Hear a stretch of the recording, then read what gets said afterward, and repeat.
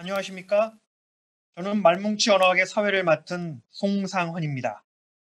오늘 발표 내용의 자료집은 세계 한국어 대회 누리집에도 올라와 있으니 필요하신 분들은 참조해 주시기 바랍니다.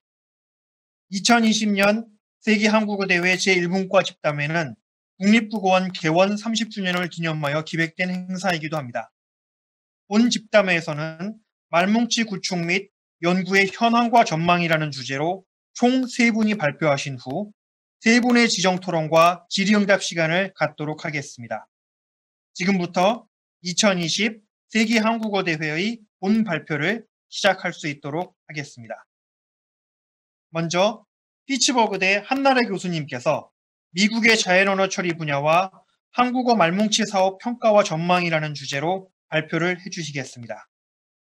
한나래 교수님은 미국 피츠버그 대학교에서 언어학을 가르치고 계시고 로버트 핸더슨 랭귀지 미디어 센터의 센터장을 맡고 계십니다.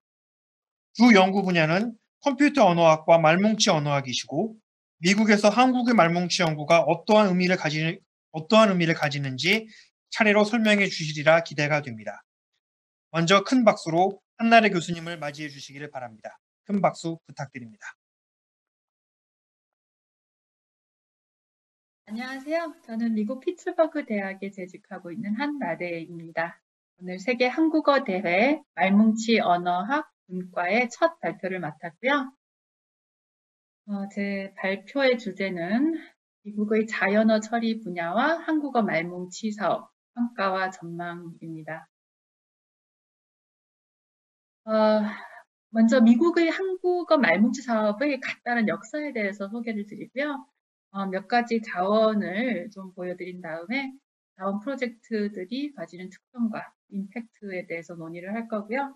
앞으로의 전망을 잠시 말씀드리면서 마무리를 하도록 하겠습니다. 아주 간단한 역사예요. 미국의 한국어 말뭉치 사업. 그 시작은 1990년대 초로 가는데요. 미국 펜실베니아 대학에서 전산학과, 언어학과의 연구자들이 뭉쳐서 그 학교의 소속인 LDC, 링구스틱 데이터 컨소시엄이라는 기관을 주축으로 해서 아주 대규모 코퍼스 데이터 구축 프로젝트들을 시작을 하게 됩니다. 그렇게 해서 그 영어를 넘어서 다중언어로 이렇게 확장을 해 나가던 중에 1990년대 말에서 2000년대 중반까지 이렇게 한국어 프로젝트들이 그 큰 프로젝트들이 일환으로 등장을 하게 돼요. 그래서 콜프렌드, 트리뱅크, 프랍뱅크 등과 같이 다중언어 주성 말뭉치 프로젝트 패밀리들이 일부러 이렇게 출간을 하게 됩니다. 그래서 이 시기를 지나고 나면은 보다 오픈된 데이터 구축 환경으로 내가 옮겨지게 되는데요. 여기에서는 이제 좀 더 개인적인 연구자들을 중심으로 해가지고서 Universal Dependencies나 아니면 K-SNACS 같은 그런 프로젝트들이 현재 진행 중에 있습니다. 먼저 소개해드릴 자원은요, 2002년에 나온 Pan Korean English Tree Bank입니다. 한국어하고 영어의 평행 말뭉치예요. 이렇게 보시면 위에 한국어 이제 문장이 있고 거기에 해당하는 영어 문장 각각 해당하는 그 통사 주석 이렇게 달려 있습니다. 그래서 이게 그 중점은 구절 구문 문법이라는 그런 어떤 플랫폼을 기반으로 하고 있어요. 그래서 한국어의 특수하게는 형태소가 이렇게 분리가 되어 있고요. 각 형태소에 품사가 부착되는 방식으로 그렇게 되어 있습니다. 그리고 이 프로젝트에서 특징적인 거라면은 이제 공범주의 기형을 들 수가 있어요. 한국어 말뭉치 자료들은 잘 없는 일인데 공범주 기형 특이하게 이 자료에서는 되어 있죠. 보시면은 제2대대에는 이라는 그 보어가 있다라는 형용사 앞의 위치에 원래 이제 있어야 되지만은 스크램블링이라고 어순 이동을 통해서 문장 앞으로 가 있는데요.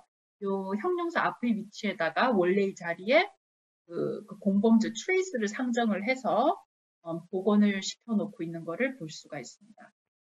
그리고 이제 특징적으로 보시면은 이 문장들이 이 군사 도메인이에요. 이게 그 달파라고 원래 이 프로젝트의 기원이 미국의 국방성 산하 연구기관이 수주를 한 거였거든요. 그래서 이제 군사 도메인 텍스트가 되어 있고요. 특징적으로 이렇게 대화체로 구성이 되어 있습니다. 그래서 좀 더 보다 법령적인 그런 텍스트를 또 이제 자료로 출간을 하기 위해서 그 후속작인 큐뱅크 2.0에서는요. 뉴스 보도문을 기반으로 했고요. 이번에는 평행 포커스가 아니고 한국어만으로 구성이 되어 있습니다. 그래서 이제 뉴스에서 따온 텍스트이기 때문에 문장이 이제 더 긴 거를 볼 수가 있고 서술체가 되어 있어요. 그리고 앞서도 말씀드렸듯이 공범주를 이용한 다른 예인 공주어, 프로라고도 하죠. 이 예를 볼 수가 있습니다. 그래서 이렇게 따르다라는 동사에 대한 주어, 그리고 남겨놓다라는 이제 수러에 대한 그 주어가 공주어로 이렇게 상정이 되어 있는 걸 볼 수 있습니다. 그 다음에 소개시켜드릴 자원은 이제 코리안 프랍뱅크 2006년에 나온 거고요. 마찬가지로 펜실베니아 대학에서 프랍뱅크 프로젝트 패밀리의 한국어 일환으로 이제 진행이 되었던 프로젝트입니다. 이때의 그 중점은 의미였어요. 서술어의 의미입니다. 서술어의 의미 격틀, 논항 구조에 대한 주석을 담고 있어요. 그래서 보시면은 여러 동사들에 대해서 이제 롤셋들을 정의를 하는데 받다라는 동사에 대해서 이렇게 세 개의 논항이 이제 수반이 됐다라는 점을 받다라는 동사에 대한 롤셋을 정의를 하고 있고요.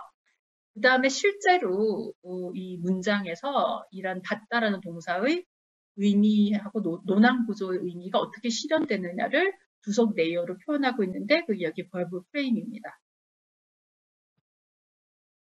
그 다음에 소개시켜드릴 자원은 시간을 좀 넘어서 2020년 현재로 왔네요. 스낵스라고 하는 프로젝트 일환으로 한국어의 K-스낵스라고 분과가 되어 있습니다. Semantic Network of Adposition and K-Supersenses, 줄여서 스낵스라고 하는 프로젝트인데요.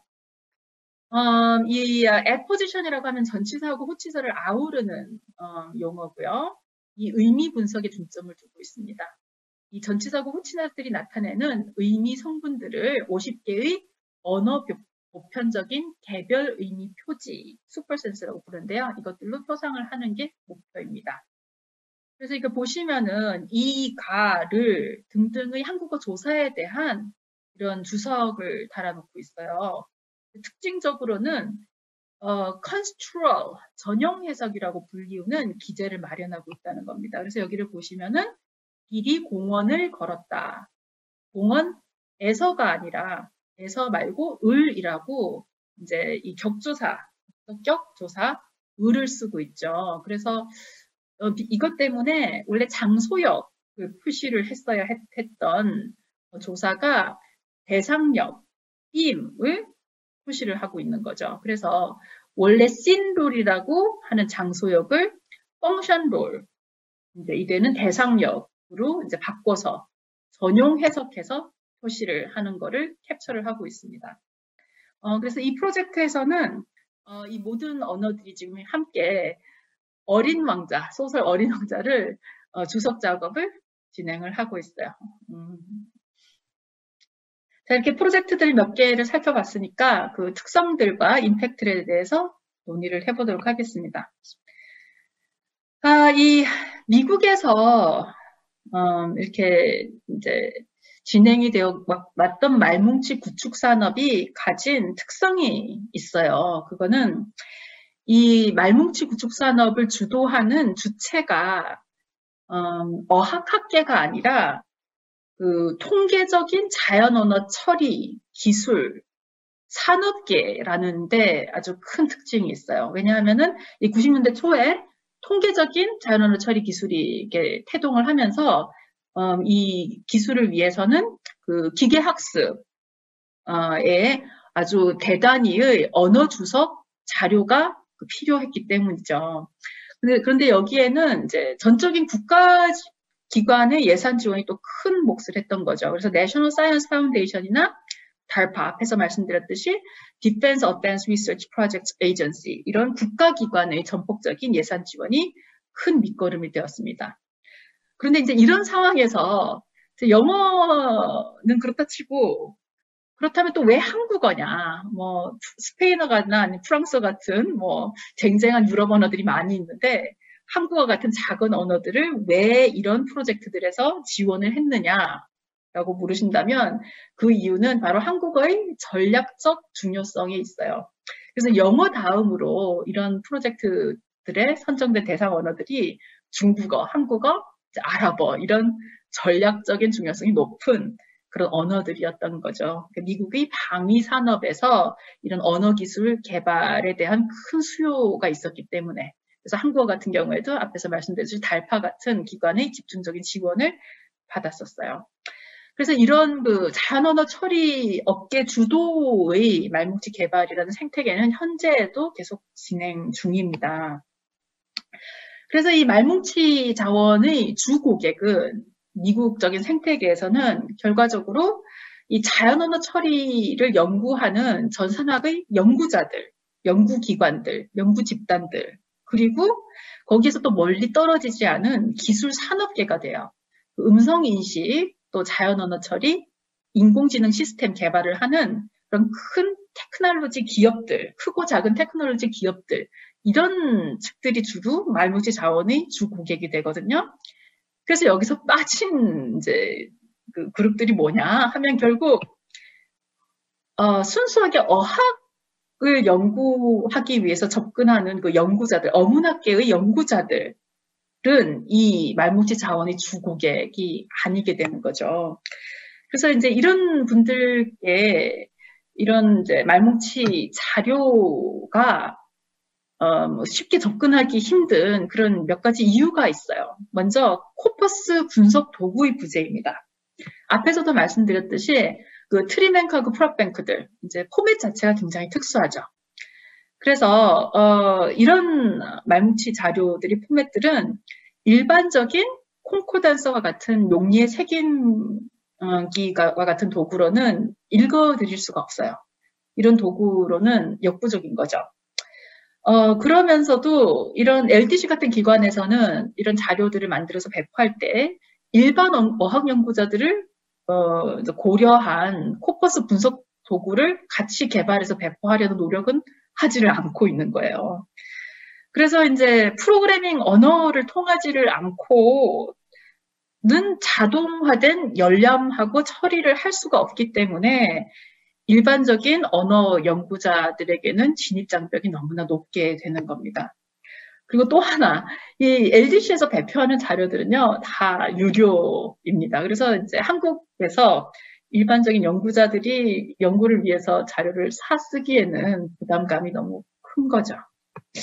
그래서 이 여러 언어 한국어 말뭉치 자료들을 구축하는데 너무나도 큰 노력과 수고가 들어갔어요. 이제 저도 참여를 했지만 언어학적인 전문가들, 트레이닝을 받은 전문가들이 여럿이 몇 년에 수년에 걸쳐 아주 힘들게 작업을 했고 그래서 결과물이 통사적인 언어 현상, 형태, 그다음에 의미 뭐 이런 종류의 아주 심층적인 언어 현상에 대한 풍부한 주석이 담긴 그런 어떤 말뭉치 자료임에도 불구하고 막상 어학적 연구의 자료로는 크게 사용되고 있지 않다는 거죠. 그래서 이런 점이 조금 아쉽게 느껴집니다.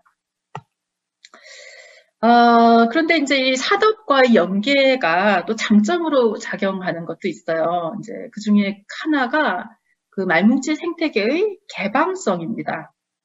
네. 물론 이제 현재의 주축이 되는 트렌드는 이제 완전히 오픈된 그런 이제 말뭉치의 공유하고 배포예요.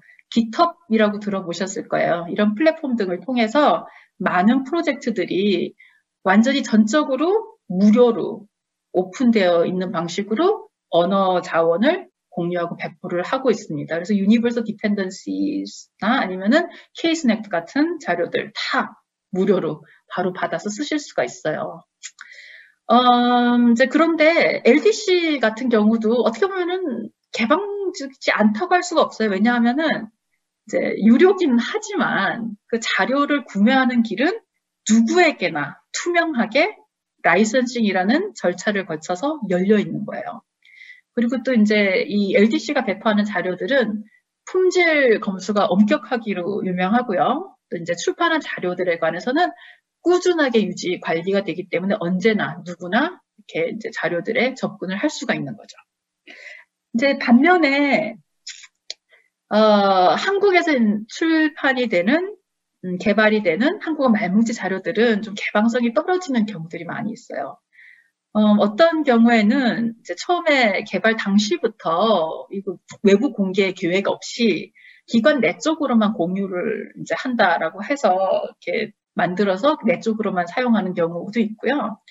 아니면 이렇게 대대적으로 이렇게 구축하는 코퍼스 자료들의 경우에도 아주 여러 연구자들과 기관들이 참여를 해서 단연간에 힘들게 이제 만들어서 완성을 해서 출간을 했지만, 그러고 나면 또 이제 사후 관리가 미미한 경우들이 적지 않아 있습니다. 이제 그렇게 되면은 결국 이런 자료들이 어떻게 공유가 되느냐 하면은 인맥하고 지연을 통해서 그런 경로로서만 공유가 되는 거죠. 그래서 일반 외국이나 이런 이렇게 떨어져 있는 학자들의 경우에는 그 접근 통로가 아주 불투명해요. 그렇기 때문에 좀 열리고 공정한, 투명한 그런 이제 학술 발전에는 약간 저해 요소로 작용한다라고 볼 수가 있죠. 이런 점은 조금 개선이 되었으면 좋지 않을까라고 생각을 해봅니다. 그리고 또 이 말뭉치 산업의 그 개방성에는 특이하게도 기술 산업계 자체도 기여를 하고 있어요.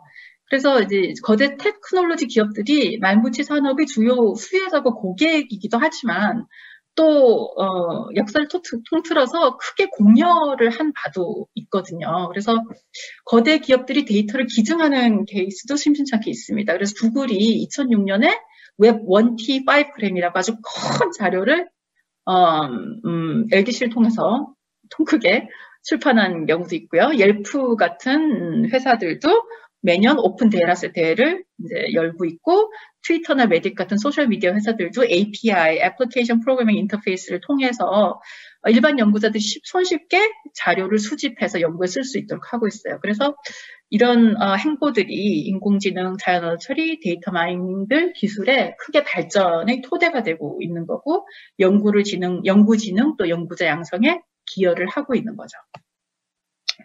자, 그래서 이번에는 이 국제적인 토양에서 여러 언어들 틈에 껴서 이렇게 태어난 한국어 말뭉치들은 어떤 딜레마를 갖고 있는지를 조금 알아보도록 할게요. 결국 이런 프로젝트들에서는 시작은 영어예요. 그래서 먼저 방법론, 이론적 프레임 등등이 영어에 맞게 영어 중심으로 이제 개발이 되어 있는 상황에서 한국어가 들어가게 되는 거죠. 그러면은 이 프레임을 한국어에 맞게 조정을 해야 되는데, 이럴 때 이 이론적인 프레임의 기초가 한국어와 맞지 않는 부분이 많이 생길 수가 있어요. 그렇죠. 그래서 트리뱅크가 이제 구절 구문 문법을 사용하고 있다고 말씀을 드렸는데, 당시 한국어 트리뱅크 프로젝트가 진행될 상황에서 한국어 전산언어학계에서는 이제 phrase structure grammar가 아니고 그 의정 문법이 주류였었죠. 그렇지만은 이제 그때 펜 트리뱅크 프로젝트에서는 phrase structure grammar를 쓰고 있었기 때문에 한국어 프로젝트도 이제 그렇게 간 거죠. 어떻게 보면 조금 아이러니한 게 요새의 대세는 서구도 다 의정 문법으로 돌아갔기 때문에 그렇기도 한데, 그다음에 한 가지 더 말씀드리자면 그 아까 코리안 트리뱅크 프로젝트에서 공범주를 쓰고 있었다고 말씀드렸는데, 이제 이런 경우도 phrase structure grammar, 이제 영어 기반 프로젝트에 기원을 두고 있었기 때문에 이제 이렇게 돌아갔던 거죠. 그런데 이런 상황에서 모 프로젝트가 전반적으로 이론 중립적인 입장을 취하고 있고, 그 각 개별 언어가 그 개별 언어 현상에 맞는 특수한 그런 어떤 디자인을 도입을 하거나 특수한 문법적 장치를 도입하는데 관대하다면 좋아요. 이제 이런 점들을 허용을 하거나 오히려 격려를 할 수도 있어요. 그렇다면 이런 한국어 프로젝트는 그 모 프로젝트의 전반적인 틀 내에서 가능하면 한국어의 언어 현상에 충실한 그런 한국어 말뭉치 자원을 구축할 수 있는 그런 어떤 환경이 제공이 되는 거죠. 그렇지만 어떤 프로젝트들은 오히려 언어 보편성이라는 이런 어떤 철학적인 가치를 크게 내건 나머지 언어 다양성을 포용을 하는데 약간 경직 요소로 작용을 하는 경우도 있어요. 그래서 랭귀지 유니버설 명시적으로 추구하는 다중 언어 프로젝트인 경우에는 그 문법 기술의 틀 자체를 의도적으로 간소화시킬 수가 있죠. 이제 그렇게 대부분 가는데, 그렇다면 문법의 기술의 틀이 간소한 대신 언어의 다양성은 어떻게 구현을 하느냐 하면 명시적이 제한된 법틀 내에서만, 범위 내에서만 아주 제한된 방향으로 언어 다양성을 다룰 수가 있게 되는 것이죠. 그래서 한국어의 언어 현상이 이런 틀에 어긋날 경우에는 그 초이스가 좋지 않아요. 그래서 전체적인 프로젝트에 맞추기 위해서 한국어 언어 내적으로는 만족스럽지 못한 언어 현상의 기술을 좀 이렇게 억지로 맞춰 끼워서 이제 주석을 진행하는 경우, 그렇지 않으면 아예 우리는 한국어 나름대로 따로 가겠다 해서 전체 프로젝트에서 이탈한 상태로 자료를 이렇게 내는 경우, 이런 둘 다 만족스럽지 못하죠. 그래서 이제 유니버설 디펜던시 프로젝트의 경우에도 그 등위 접속 방침하고 관련이 되어서 한국어하고 일본어 팀에서 문제를 제기한 경우도 있었어요. 이런 상황에서 대안이란 뭐냐? 그렇다면은 언어 보편성 다중언어 환경에 고려 없이 그냥 한국어만 위주로 한 말뭉치 자원을 개발을 해야 될 것이냐? 그렇지만 결국 우리는 이제 언어 글로벌 시대인데 국제 공용어들과 연계점에 대한 고려 전혀 없이 고립된 언어 자원으로서 한국어 자원을 만든다. 그렇다면 이게 얼마나 의미가 있을까? 또 얼마나 유용할 것인가? 라는 문제를 생각을 해볼 수가 있어요.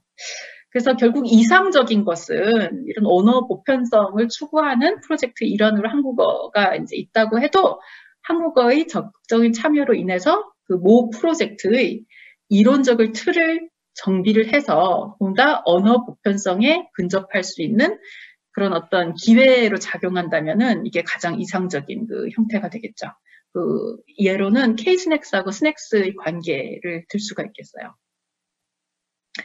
그래서 이제 전망을 잠시 살펴보자면 앞으로 과연 주석부착 말뭉치 데이터의 프로젝트들이 더 흥할 것인가라고 생각을 해본다면은 전산신경망하고 딥러닝 패러다임 때문에 좀 그렇지는 않을 것 같아요. 좀 들어보셨겠지만 이 패러다임들은 주석부착 말뭉치보다도 원시 자료, 가공되지 않은 자료들을 아주 큰 양으로 필요로 합니다. 그런 학습 모델을 가지고 있어요. 그래서 전반적으로 말뭉치 자원의 개발이 수요 증가가 이루어지지 않고 있고 내리막길을 걷게 되지 않을까라는 생각이 듭니다. 그렇지만 이런 딥러닝 기반 언어 기술들이 여러 가지 맹점들이 있어요. 기초적인 언어 문법에 취약하고 바이어스라고 하는 편파적인 언어들이 자꾸 구현되고 있고, 그래서 여기에 대한 해답으로 말뭉치 자원, 심층적인 언어 주석이 부착된 그런 말뭉치 자원들이 여기에 대한 대항마로 다시 부각을 받게 되지 않을까, 이런 희망 섞인 전망을 하면서 이제 마무리를 하겠습니다. 네, 들어주셔서 감사하고요. 저는 여기까지.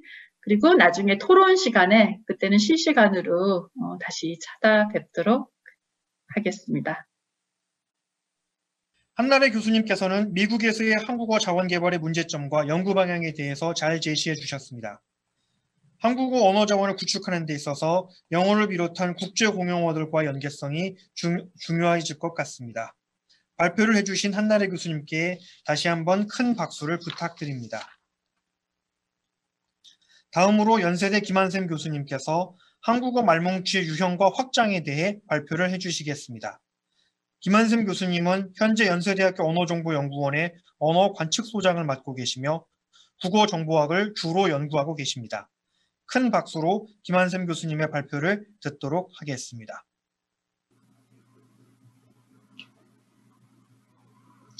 안녕하세요. 세계한국어대회에서 한국어 말뭉치의 유형과 확장이라고 하는 주제로 말씀을 드리게 된 연세대학교의 김한샘입니다.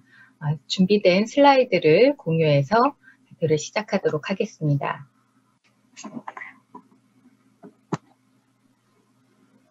우선 한국어 말뭉치의 현황에 대해서 말씀을 드리고 국제통용 주석체계의 적용, 의미주석 칭의의 심화, 또 이어서 한국어 말뭉치 구축과 활용의 전망이라고 하는 큰 틀을 가지고 말씀을 드리겠습니다.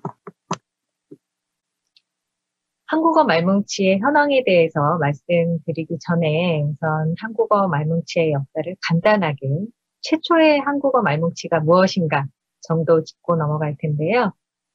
현대적인 그 의미의 말뭉치라면 기계 가독형의 자료체라고 하는 개념이 들어가야 할 텐데 이런 현대적 개념에서 최초의 한국어 말뭉치는 연세 한국어 사전 편찬을 목적으로 구축을 시작한 연세 말뭉치였습니다. 1986년부터 구축된 이 연세 말뭉치에서 코버스라고 하는 이 연구 분야를 한국화하는 데 노력을 했는데 말뭉치로 코버스를 번역한다든지 한글 자모로 주석 표지 체계를 수립한다든지 하는 그런 노력이 있었습니다. 최초의 한국어 말뭉치가 1986년에 구축이 시작된 이후에 보시는 것처럼 다양한 학교, 다양한 기관에서 매체나 시기, 또 주석 층위 등과 관련해서 다양한 말뭉치들이 구축되었습니다. 그 중에서도 오른쪽에 있는 표에 보시는 것과 같은 국립국어원에서 만든 말뭉치들이 가장 현재로서는 많이 활용되고 있고 21세기 세종계획 말뭉치가 그동안 많이 활용이 되었다면 올해 개방이 된 모두의 말뭉치가 점점 그 규모와 층위 면에서 풍부하게 제공이 되어서 그 사용이 확산이 되고 있습니다. 이렇게 많은 유형의 다양한 주체의 한국어 말뭉치가 구축되었음에도 불구하고 더 많은 유형 또 더 많은 양의 말뭉치를 실제 말뭉치를 연구하고 활용하시는 분야에서는 필요로 하고 있는데요. 오늘은 그 중에 최근 그 구축되기 시작한 두 가지 유형의 말뭉치에 대해서 소개를 드리도록 하겠습니다. 우선 유니버설 디펜던시 기반으로 구문 분석을 하는 그런 말뭉치에 대해서 소개를 드릴 텐데요. 이것은 국제통용 주석 체계를 적용한다는 면에서 의미가 있습니다.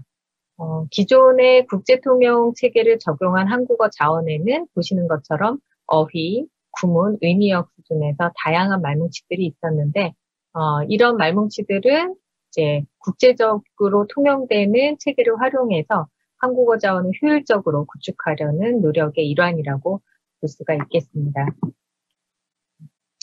본격적으로 유니버설 디펜던시, 보편 의존 구문 분석 말뭉치에 대해서 말씀을 드리면 이 체계는 2015년에 시작된 프로젝트에서 비롯되어서 현재 90개 언어의 150종 말뭉치가 구축되어 있습니다. 다양한 유형의 언어가 지니 형태적, 통사적 그런 특성을 적용할 수 있는 주석 표지 체계를 만든다라고 하는 목적이 있고요. 한국어로 된 보편 의존 구문 분석 말뭉치가 벌써 5종이나 해당 프로젝트의 누리집에 언급이 되고 있는데 그 중에 빨간색으로 표시되었던 부분이 바로 2018년에 한국어 펜트리뱅크를 구축했던 팀에서 펜트리뱅크를 UD의 스타일로 전환했던 그런 작업이었습니다. 그리고 여기에 연세대 연구팀이 공동 연구를 하게 되면서 올해의 PKT UD 2020이라고 하는 새로운 버전의 말뭉치를 내놓게 되었고 이 부분에 대해서 소개를 드리겠습니다. 보시는 것처럼 왼쪽에 있는 형태 주석, 오른쪽에 있는 이제 구문 주석의 차원에서 아까 앞서 말씀드린 대로 다양한 유형의 언어의 그런 그 체계를 포괄할 수 있도록 그 체계를 만들었고 보시는 것은 그것을 한국어에 적용하기 위해서 올해 만든 PKD UD 말뭉치에서 적용을 한 그런 체계가 되겠습니다. 2018년에서 2020년 버전으로 갱신을 하게 되면서 형태 분석의 차원에서나 구문 분석의 차원에서 변경을 주게 되었는데 이제 대표적인 것은 이다를 포함한 어절을 형용사로 보고 또 체언의 체언와와 같은 이런 그 체언을 포함한 어절이 조사의 기능에 이끌려서 다양하게 주석되던 것을 품사라고 하는 차원에서 명사로 통일했다는 점, 또 용언의 명사형을 일반적인 명사와 구분해서 품사에 맞추어 동사, 형용사로 각각 주석하였다는 점이 큰 변화가 되겠습니다.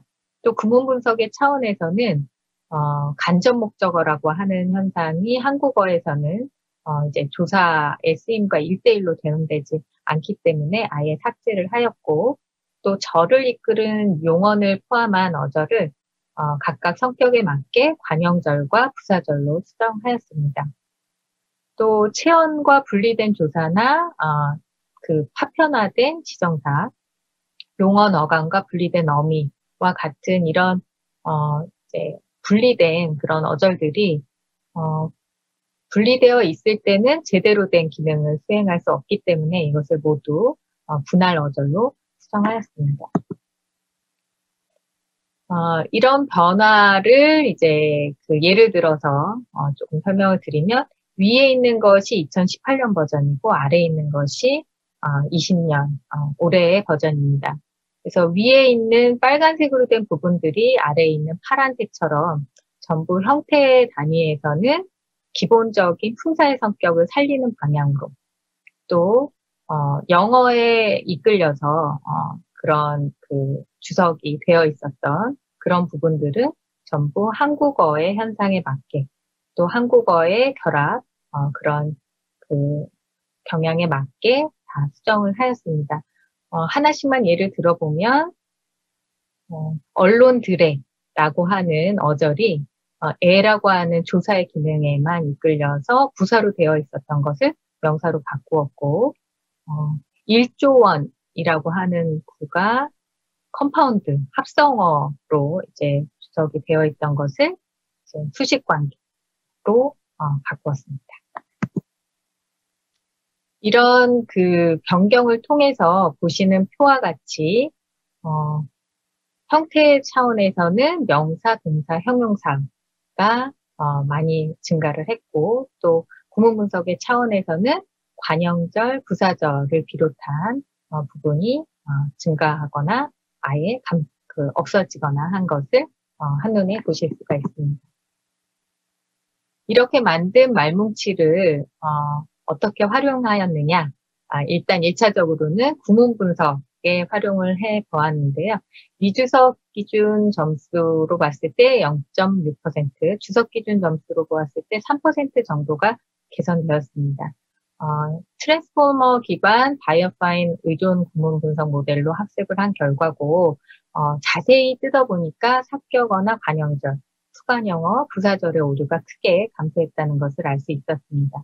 자세한 내용은 보고 계시는 논문을 참조해 주시면 되겠고, 한 걸음 더 나아가서 이렇게 한국어 말뭉치와 이제 구조가 비슷한 일본어의 같은 체계를 적용한 말뭉치를 서로 분석을 해서 교차어를 구문 분석할 때에 어떤 쟁점이 있을 수 있느냐라고 하는 논의도 진행을 하였습니다. 역시 보시는 논문에서 자세한 내용은 보실 수가 있습니다. 다음으로 문장 단위 이상의 의미 주석에 대해서 이야기를 조금 해볼 텐데, 오늘 말씀드릴 것은 이제 AMR이라고 하는 체계인데, 문장 단위 의미 주석에는 보시는 것처럼 의미역 주석, 개념 정보 주석, 명제적 의미 표상이라고 하는 세 가지 유형을 크게 예로 들 수가 있습니다. 추상 의미 표상 AMR이라고 하는 것은 이제 말 그대로 추상적인 의미의 표상이다. 이렇게 해서 이제 AMR이라고 하는 것을 원어와 함께 보여드렸는데요. 이 주석을 하는 기본 원칙을 슬로건이라고 해서 밝혀놓은 것을 좀 설명을 드리자면, 이 AMR이라고 하는 것은 문장의 전반적인 의미를 담고 있고, 또 그래프로 표상이 될 수가 있습니다. 그리고 이것이 어떻게 활용되느냐라고 하는 것에 대해서 어떤 특정한 원칙을 정해놓지는 않았다. 중립적이다라고 밝히고 있고, 어떤 그 언어의 독립적인 것이 아니고 개별 언어의 특성에 따라서 AMR의 구성 요소들이 달라질 수 있다라고 하고 있습니다. 좀 요약해서 말하자면 AMR이 언어 간의 호환성을 보장하지는 않는다고 선언을 하고 있습니다. 그런데 이렇게 선언한 것과 달리 사실상 이 AMR을 중심으로 다국어 이제 AMR이 지금 구축이 되고 있는 그런 상황입니다. 아무래도 영어가 중심이 되다 보니까 그렇게 진행이 되고 있습니다. AMR에 명사와 동사가 없다라고 하는 것은 이 구체적인 언어 표현에 얽매이는 것이 아니라 사건과 개념에 의한 심층 구조를 주석하겠다라고 하는 것으로 이해를 하시면 될 것 같고요. 또 이 AMR을 작성할 때에 구구조나 의종구조 이런 우리가 흔히 구문 분석이라고 하는 그런 층위의 주석을 전제로 하지 않는다라고 하는 것입니다. 개념적인 것을 주석하기 때문이죠. 그리고 그렇기 때문에 이런 명제적인 개념적인 주석을 하는 것이기 때문에 하나의 AMR 표상이 하나의 문장에만 대응되지 않습니다. 여러 문장이 동일한 AMR로 표현이 될 수 있고 하나의 AMR로부터 여러 문장이 생성이 될 수 있습니다. 슬로건을 쫙 설명을 드려도 이제 머릿속에 잘 안 들어오셨을 텐데 조금 구체적으로 보여드리면 보시는 바와 같습니다. 기본적인 이제 기술은 구축을 할 때 기술은 오른쪽 하단에 있는 것을 보시면 되겠습니다. 소녀는 소녀가 자신을 좋아한다고 생각한다 라고 하는 한국어 문장이 있을 때에 오른쪽 하단에 있는 것처럼 표현을 합니다. 그래서 논항에 대해서 표현을 하고 이것들의 개념 관계에 대해서 표시를 하게 되어 있습니다. 이제 왼쪽에 있는 영어를 보시면 이 AMR이라고 하는 그래프부터 출발을 한다고 했을 때 이 AMR 표상이 아래에 있는 것처럼 굉장히 다양한 문장과 대응이 된다라고 이야기를 하고 있습니다. 그래서 조금 전에 말씀드렸던 슬로건에서 나오는 이야기들이 지금 보여드리는 이 슬라이드 안에서 충분히 이해가 될 것이라고 생각을 합니다. 이 AMR이라고 하는 것은 말씀드린 대로 개념적인 의미를 표상을 하는 것이기 때문에 굉장히 다양한 표지를, 관계 표지를 가지고 있습니다. 그래서 보시는 것처럼 이제 핵심적인 의미역과 관련한 것이 있고 또 이제 부가적인 그런 역할과 관련한 그런 표지들이 있고 이제 시간이나 뭐 접속이나 아주 다양한 관계에 대해서 이렇게 표지들을 갖고 있는데 이 표지가 다 합하면은 100개가 넘어가는 그런 수준이라서 하나하나 다 말씀을 드리지는 못하고 이 다음 슬라이드에서 간단한 예를 보여드리겠습니다. 이렇게 굉장히 많은 100개가 넘어가는 그런 관계 표지로 이루어진 AMR 주석이라고 하는 것에 이제 핵심적인 것을 조금 보여드리면 부정이나 의문, 양태, 소유, 접속, 명령 등과 같은 문법 현상이 이 관계 표지 안에 녹아 있습니다.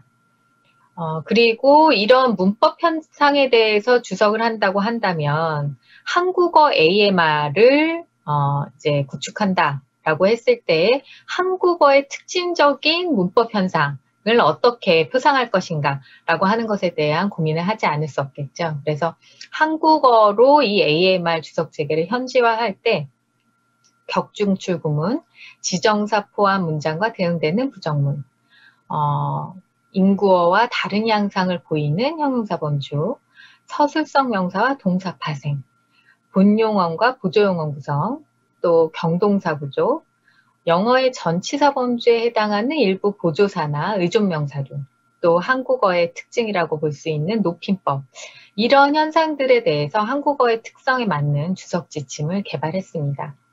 그래서 여기에 이제 다양한 문법 현상들 중에 부정이라고 하는 것의 예를 왼쪽에 가지고 왔는데요.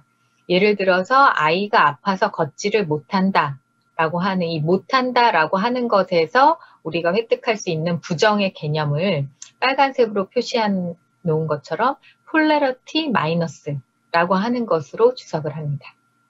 또 우리 마을은 인심이 좋다.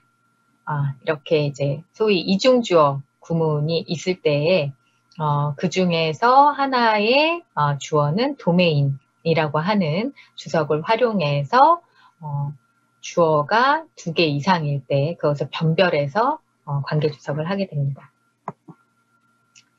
이렇게 구축한 한국어 AMR 말뭉치에 대해서 조금 구체적으로 말씀을 드리자면 엑소브레인 언어분석 말뭉치와 한국어 기초사전 예문, 또 소설 어린 왕자 이런 말뭉치들을 대상으로 해서 주석을 했습니다. 갑자기 왜 특정한 소설을 넣느냐라고 궁금해하실 수 있는데 이 어린 왕자라고 하는 것이 이제 다국어로 번역이 많이 되었기 때문에 다른 언어들에서 AMR 말뭉치를 어린 왕자로 구축한 바가 있어서 일부라도 조금 비교해 보려고 어린 왕자 소설도 넣었습니다. 그래서 총 1253문장 13,710어절에 해당하는 AMR 말뭉치를 구축해 놓았고 깃허브에 공개를 했는데 이 주석 과정에서 작업이 어땠느냐를 잠시 소개를 해드리자면 아까 말씀드린 대로 주석 표지의 수가 워낙 100개가 넘게 많고 그렇다 보니까 난도가 높아서 숙련자 기준으로 1시간에 한 2문장, 길면 2문장, 적당한 길이면 한 6문장 정도 구축하게 되는 것으로 저희가 이제 가늠을 하고 있습니다. 굉장히 이제 쉽지 않은 작업을 수행했다고 말씀을 드릴 수가 있겠습니다. 이렇게 어렵게 구축한 말뭉치를 연구에 어떻게 활용했는지 말씀드리면 이 AMR 말뭉치를 활용한 한국어 문장의 의미 파싱을 시도를 했습니다. 그래서 이제 최연수 2020에서 이제 시퀀스 투 그래프 모델 기반으로 해서 AMR 파싱을 수행한 결과는 S매치, 이 의미 주석과 관련한 평가 이제 기준인데요. 이 S매치 점수 기준으로 해서 0.44 정도가 나왔고, 최근에 이제 전북대 팀과 함께 호흡을 해서 이제 AMR 말뭉치 파싱에 적용을 해봤더니 S매치 점수 0.4 정도가 나왔습니다. 사실 굉장히 높지 않은 점수인데 이 과정들을 통해서 무엇이 문제일까를 분석해 본 결과 이 AMR 말뭉치의 규모가 볼륨이 아직까지는 크지 않아서 이것을 늘릴 필요가 있겠다라는 결론을 내게 되었습니다. 그래서 이런 AMR과 같은 시화된 의미주석 말뭉치의 활용성이 좀 제고가 됐으면 좋겠다라고 하는 것을 좀 전망으로 내어놓았는데요. 이것이 제대로 구축이 되면 한국어의 환원 관련해서 언어학적 논의가 가능하고 보시는 것과 같은 다양한 기술 분야에 적용이 가능합니다. 그리고 이것이 가능하려면 역시나 양적인 확장이 전제되어야 하기 때문에 현재 한국어 AMR과 관련한 연구도 자연스럽게 데이터 자동 증강과 관련한 것으로 주제가 넘어가 있습니다. 오늘 2가지 소개해드렸는데요. 이제 보편 의존 구문 분석, 또 추상 의미 표상. 이 2가지를 비롯한 국제 통용 주석 체계의 한국어 적용이 활성화되면 이 분야를 연구하시는 분들이 다양한 이제 학술 대회에 참가를 하실 수가 있게 되고 또 이를 이용한 다양한 어플리케이션 또 언어학적인 논의가 가능하게 되겠습니다. 이 모든 것이 잘 이루어지려면 한국어 말뭉치를 공유할 수 있는 인프라가 잘 조성되어야 할 텐데요. 오늘 소개해드린 말뭉치들은 LDC라고 하는 말뭉치 전문 관리 배포기관 이제 여기에 한국어 UD 같은 경우는 이제 릴리즈가 될 예정이고 또 이 펜트리뱅크가 아닌 다른 여러 가지 종류의 한국어 UD 말뭉치들은 이미 유니버설 디펜던시 프로젝트 누리집에 업로드가 되어 있습니다.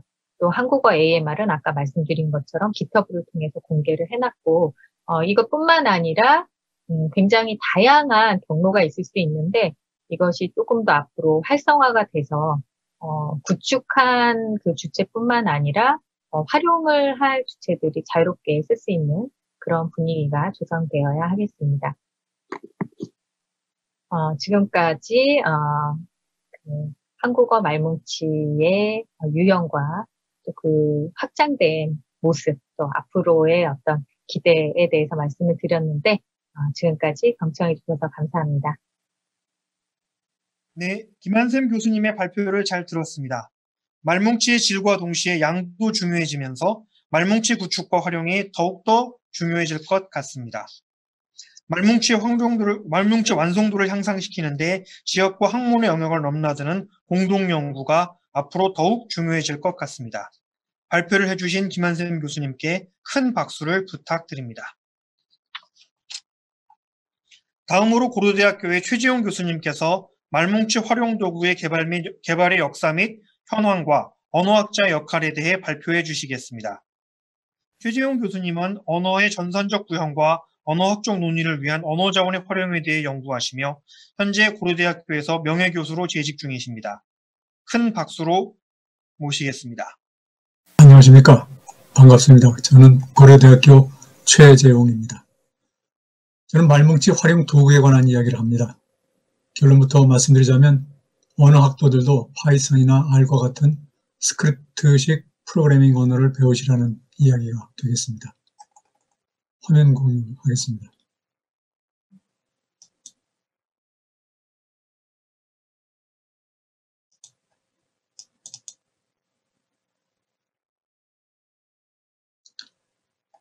발표 내용은 화면에 제시된 것과 같습니다. 빨간색으로 굵게 표시된 것이 제 발표의 핵심 용어입니다. 용례색인 워드 스케치, 워드 인베딩, 워드 벡터.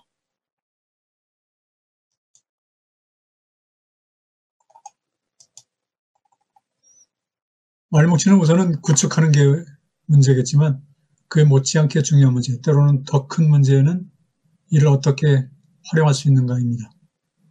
제 발표에서 활용도구의 관점에서 말뭉치 연구를 살펴봅니다. 논의의 소재는 분포적 특징을 포착하는 대표적 방법인 용례색인 컨코던스 및 관련 후속 기법입니다. 우선 아래와 같은 의문을 제기하며 논의를 시작해 보겠습니다. 어떤 종류의 도구나 기술이 있는가? 얼마만큼 알아야 하는가? 그리고 얼마만큼 또 익혀야 하는가? 용례색인 및 관련 후속 기법에 대한 얘기입니다. 말뭉치 언어학은 말뭉치를 구성하는 언어의 패턴을 찾아내는 것이 가장 주요한 목표라고 할 수 있겠습니다. 따라서 검색과 관련하여 떠올리게 되는 의문은 최소한 다음 두 가지를 들 수 있습니다. 패턴을 찾는 방법이나 절차는 무엇인가? 찾아낸 패턴이 모습이 어떠하며 패턴의 활용 방법은 무엇일까? 미국 구조주의 학자 젤리 해리스와 영국 코퍼스 언어학자인 존 프로트는 일찍이 말뭉치 언어학의 토대를 마련하고 큰 방향을 제시한 학자들로 평가받습니다. 프로트는 실제 텍스트 자료에서 대상 어휘가 쓰인 국지적 맥락이 해당 어휘의 의미적 특성을 파악하는 데 직접적으로 활용될 수 있다는 가설을 설정하였습니다. 예를 들어 퍼스는 다음과 같이 언급하였습니다. 주변에 나오는 단어들을 보면 대상 단어를 파악할 수 있다. 이와 같은 프로트의 언급은 말뭉치 언어학과 분포 의미론을 가장 쉽고 간결하게 압축한 것으로 널리 인용되고 있습니다. 그런데 이 가설은 일견 명확해 보이긴 하지만 실제 제시된 방향으로 연구를 진행해 나가고자 할 때 그럴 때는 여러 추가적인 의문이 제기될 수 있습니다. 예를 들어서 이 가설을 구체화하기 위해서는 다음과 같은 세부적인 질문으로 쪼개어 생각해 볼 수 있습니다. 주변 또는 맥락이란? 보는 방법은? 파악되는 것은? 화면에 빨갛게 쓴 것들을 더 구체적으로 질문을 던져본다는 뜻이 되겠습니다. 이와 같은 질문을 염두에 두고 본 절에서는 fourth의 가설을 구체화한 접근법 3가지를 차례대로 살펴봅니다. 첫 번째는 용례 색인을 통한 수작업 분석 2.1절에서, 두 번째는 워드 스케치를 이용한 분포적 특성 요약 분석, 그리고 세 번째는 워드 임베딩을 통한 워드 벡터 산출 방식입니다. 이 3가지 기법의 주요 공통점은 셋 다 포르스의 가설을 구체화하고 있다는 점입니다. 그러나 앞에 제시된 구체적인 의문, 주변 또는 맥락을 어떻게 구체화하며 그런 결과로 산출되는 것이 무엇인가 라는 점에서 그 셋은 차이가 있습니다.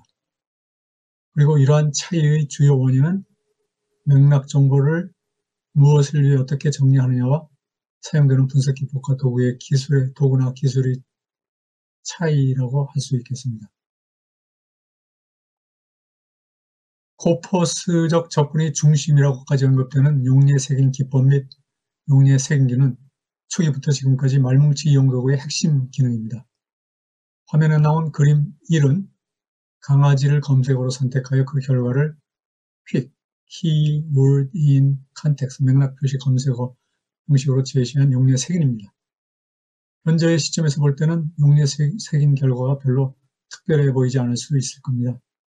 그러나 이러한 도구가 없어서 개별 어휘별로 실제 용례를 하나씩 찾아 기록하던 작업을 하던 때와 비교해 본다면 그 차이는 극명해집니다. 특히 개별 어휘의 의미 통사적 패턴을 찾는 작업을 하는 사람에게는 없어서는 안 될 꼭 필요한 도구라 할 수 있겠습니다. 도출된 용례 색인으로부터 어휘의 통사 의미 패턴을 찾아내거나 그것을 바탕으로 사전 항목을 만들어내는 것은 기본적으로 연구자들의 몫이죠. 그런데 결과가 소규모라면 눈으로 훑어가며 그 특징을 추출하는 것이 크게 어렵지 않겠지만 산출된 용례가 커질수록 연구자의 부담은 늘어납니다. 화면의 그림에서 모두 42,500여 개의 강아지 용례가 있으니 그건 모두를 한 번씩만 훑어본다 해도 막대한 시간이 소요될 것 같습니다. 2.2절 어휘 연계성 측정 기반 워드 스케치. 검색어가 주어지면 그 맥락에 나오는 주변어들을 용례별로 찾아서 보여주는 것이 용례 색인기가 하는 일이었습니다. 그렇다면 주변어들의 분포적 특징이 무엇인지를 정리해주는 더 효율적인 방법이 있을까? 용례별로 검색어 주변에 포진한 단어들을 살펴보면 어떤 것은 검색어와 상관성이 더 있는 것으로 느껴지고 어떤 것은 별로 상관성이 없어 보이는 등 검색어와 주변어 사이의 상관성이 주변어별로 다르다는 것을 느낄 수 있을 겁니다. 따라서 이러한 차이를 구체화해 볼 수 있는 한 가지 방법으로 주변어 중에서도 검색어와 특징적으로 달리 말해서 전형적으로 전형적으로 잘 어울리는 단어들을 체계적으로 선별해내는 것입니다. 전형적으로 어울리는 말은 기대보다 많이 나온다라는 말로 바꿔봅니다. 그러면 전형성, typicality를 숫자로 변환시킬 수 있는 가능성이 생깁니다.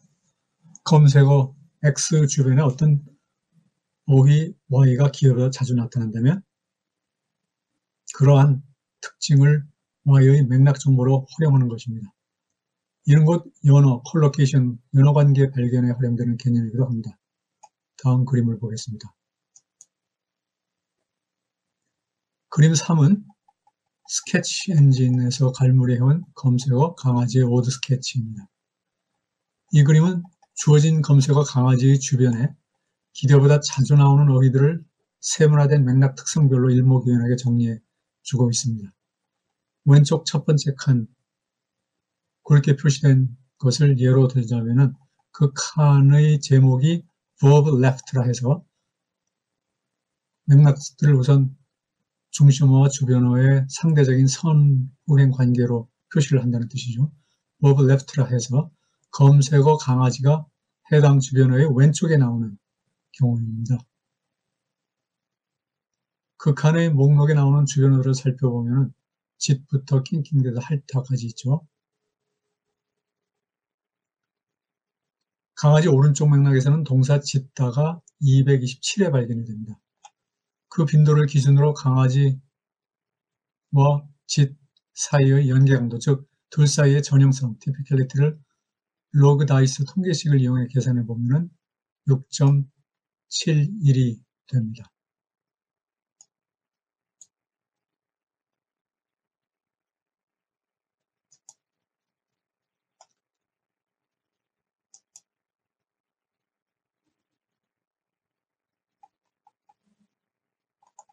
그러나 말뭉치로부터 언어의 통사의미적 패턴을 찾아가는 작업이 여기서 멈추는 것은 아닙니다. 예를 들어 워드 스케치의 한계가 무엇인가를 생각해 볼 수 있을 겁니다.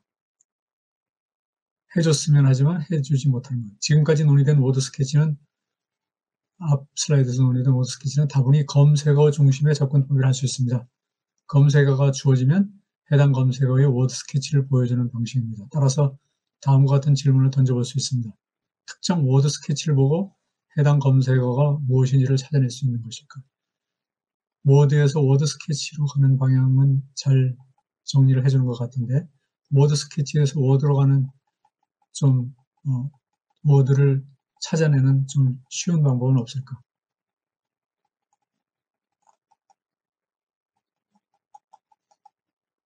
또는 워드 스케치끼리 상호 비교가 가능할까?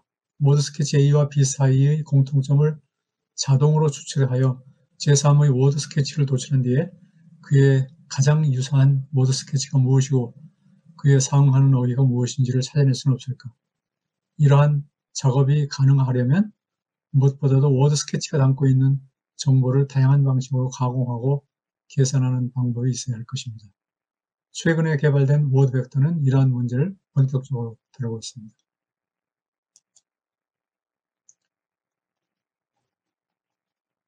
워드 인베딩을 통한 워드 벡터 구축. 최근 자연언어 처리 능력이 비약적으로 발전하게 된 토대 중 하나가 워드 인베딩 기법을 이용하여 구축된 워드 벡터입니다. 큰 말뭉치를 입력 자료로 하고 신경망 학습을 거치면 말뭉치에 사용된 어휘별로 벡터 값이 할당됩니다. 벡터는 미리 지정된 길이대로 구성되므로 모든 어휘는 똑같은 길이의 벡터가 됩니다. 겉으로 보기엔 단순한 수의 연쇄일 뿐인 워드 벡터가 각광을 받게 된 것은 상당 수준으로 정확하게 해당 어휘의 의미적 특성을 담아내고 있다는 것이 입증되었기 때문입니다. 그러한 벡터값 할당의 재료가 되는 것은 어휘별로 그 주변에 나오는 단어들입니다. 따라서 워드 인베딩은 주변 개념의 벡터화 효과로 볼 수가 있을 겁니다. 화면에 박진호 선생의 설명은 간결한 워드 벡터, 워드 인베딩의 설명이 나와 있습니다. 예를 들어 화면 하단에 나오는 표는 워드 인베딩의 결과로 산출된 한국어 벡터 사전의 일부 모습입니다.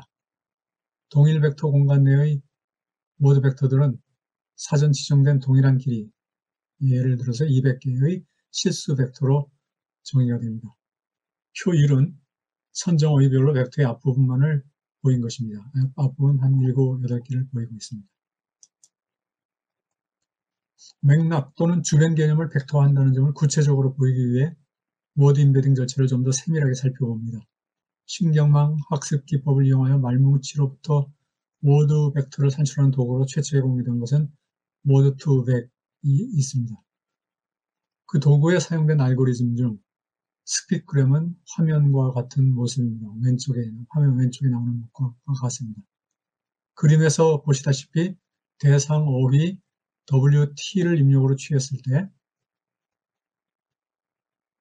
주변의 어휘들을 예측하는 구조로 되어 있습니다. 그 주변에 나올 법한 어휘들이 각각 무엇일까를 예측하는 구조입니다.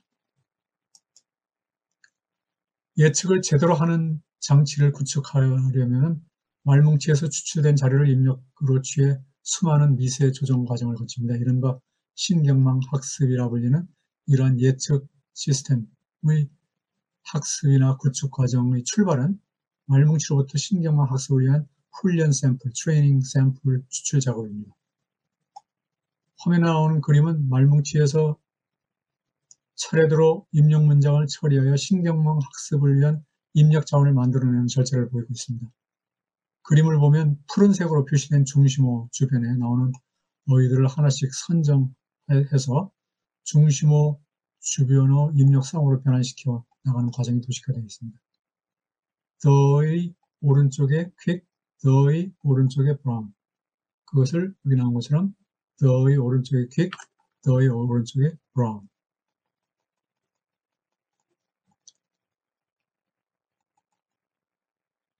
워드 임베딩은 이렇게 추출된 어마어마한 양의 훈련 자원을 이용해서 수많은 미세 조정 과정을 거쳐 분포적 특성이 유사한 어휘들은 벡터 값이 유사하도록 만들어줍니다. 그리고 그러한 작업의 최종 결과로 말뭉치 내 모든 어휘에 대하여 동일한 길이의 워드 벡터를 산출해냅니다. 따라서 주변에 나오는 단어들을 보면 대상 단어를 파악할 수 있다는 퍼스의 가설에 비추어 볼 때 워드 임베딩에서는 주변이 일정 범위 내의 선행, 후행하는 단어를 의미하고 아울러 보는 방법은 본다는 것은 신경망 학습 기법이며 파악되는 그 결과로 파악되는 것은 의미적 패턴 정보를 담고 있는 벡터 공간 모델로 일종의 워드 벡터 사전이 되겠습니다. 워드 임베딩을 통한 워드 벡터 산출 기법을 용례 색인이나 워드 스케치 앞에서 다른 두 가지와 비교해서 주요 공통점과 차이점으로 간략히 정리를 해보자면 셋의 공통점은 주변에 등장하는 단어들이 분포적 특성으로부터 어휘의 의미 패턴을 도출한다는 점에서 퍼스의 분포 가설을 구체적인 방식으로 구현하고 있었다는 점입니다. 즉 대상 어휘의 국지적 그 맥락의 특성을 파악해서 그 어휘의 통사 의미적 패턴을 찾는 방식입니다.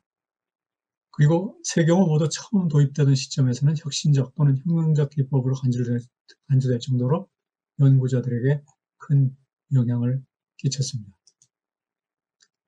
반면 그 셋 사이의 차이점도 작지 않은 것 같습니다.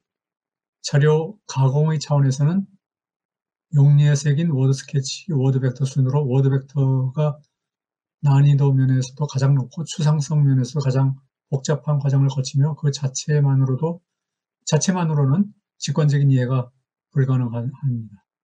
또한 결과물 활용도 면에서는 거꾸로 워드 벡터, 워드 스케치, 용례 색인 순으로 워드 벡터 활용 가능성이 탁월합니다.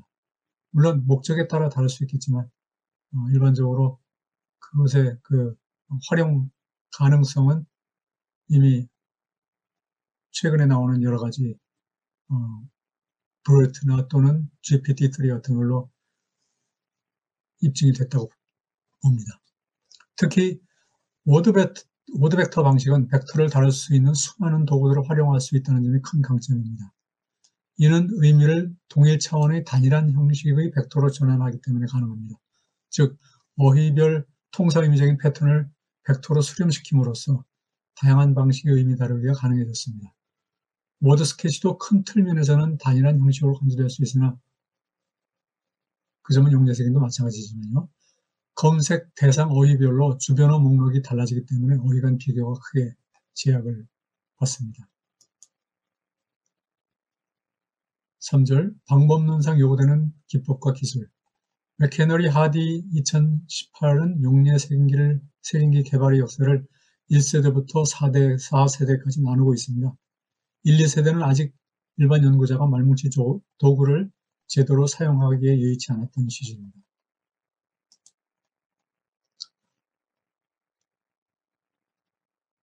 맥헤너리 하디는 흔히 쓰이는 워드스미스나 엔트콩크를 3세대 용례 색인기라 칭하였습니다. 이어진 4세대 용례 색인기로는 코카와 스케치 엔진을 들고 있습니다.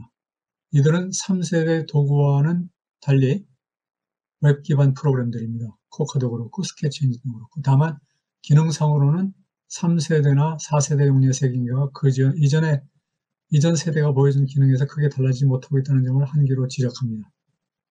사실은 워드 스케치의 경우에는 많이 달라지긴 했죠.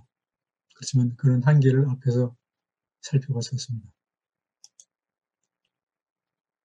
말뭉치 활용도구 개발은 추후 어떤 방향이 되어야 할까? 맥헤너리 앤 하디는 엔트콩크, 워드스미스 등의 범용도구의 확장을 한 가지 문제 해결 가능성으로 논하고 있습니다. 즉 독립 프로그램으로 패키지화된 범용 도구가 사용법이 매뉴화되어 배우기가 쉽다는 점에서 새로운 기법 역시 누군가 독립 프로그램으로 만들어 배포하거나 아니면 기존 도구를 확장하여 추가 기능을 더해주는 방안을 하나의 가능성으로 제시하고 있습니다. 반면 고급 통계를 이용해서 변이에 대한 다차원 분석법을 활용한 바 있는 더글러스 바이버 등은 그 학자는 어느 학자도 프로그래밍을 배워 활용할 수 있어야 된다고 주장합니다. 1998년도. 그러니까 범용 프로그래밍 언어를 배워야 할 것인가 아니면 독립된 매뉴화된 프로그램을 개발해 줄 때까지 기다려야 할 것인가 하는 얘기죠.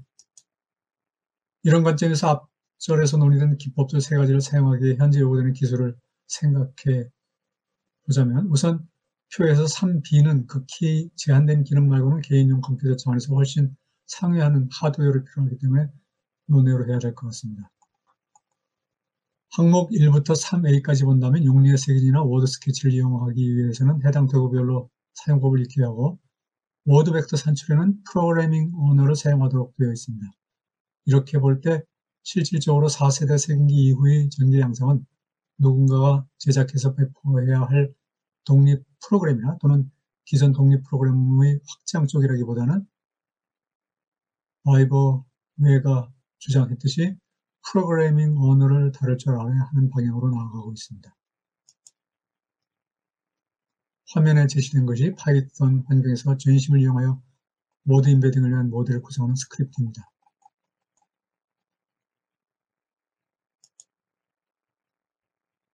예. 간단히 그냥 그대로 넘어가도록 하겠습니다. 마무리로 들어가자면 본 발표는 말뭉치를 통해 언어의 체계적인 패턴을 찾는 작업에서 요구되는 기술 수준과 관련한 문제를 다뤘습니다. 프로스트의 가설을 출발점으로 해서 맥락의 패턴을 찾아내는 데 필요한 주요 기술 세 가지, 용리의 색인, 워드 스케치, 워드 벡터를 예로 선택하였습니다. 각 기술이 무슨 기능을 하는지 그리고 어떤 결과를 산출해 주는지를 각각 살펴본 뒤에 그러한 작업에 요구되는 기술이 무엇인지를 논의해 보았습니다. 특히 최근에 부각된 워드 임베딩 기법을 사용하기 위해서 패키지화한 스크립트를 이해하고 사용할 수 있는 수준의 능력을 갖춰야 한다는 점에서 언어학자들도 파이썬이나 R 같은 스크립트 언어를 익힐 필요성이 있음을 밝혔습니다. 언어학자들이 보편적으로 용리의 색인기를 이용할 수 있게 된 것이 혁명적인 변화였듯이 또는 워드 스케치 산출 도구가 또 하나의 아주 유용한 도구가 되었듯이 이제 말뭉치 사용을 원하는 학자들에게는 스크립트식 프로그래밍 언어가 없어서는 안 될 도구가 됐다고 판단이 돼서 이 발표를 준비했습니다. 감사합니다.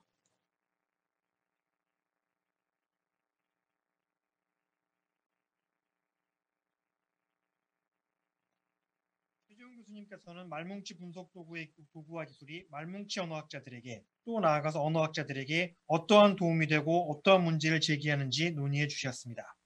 말뭉치를 통해 언어의 체계적인 패턴을 찾아내기 위해서는 우리 언어학자들도 프로그래밍 언어와 통계를 익히는 등 충분한 수준의 기술을 갖추는 것이 필요할 것 같습니다. 좋은 발표를 해주신 최재훈 교수님께 다시 한번 큰 박수를 부탁드립니다.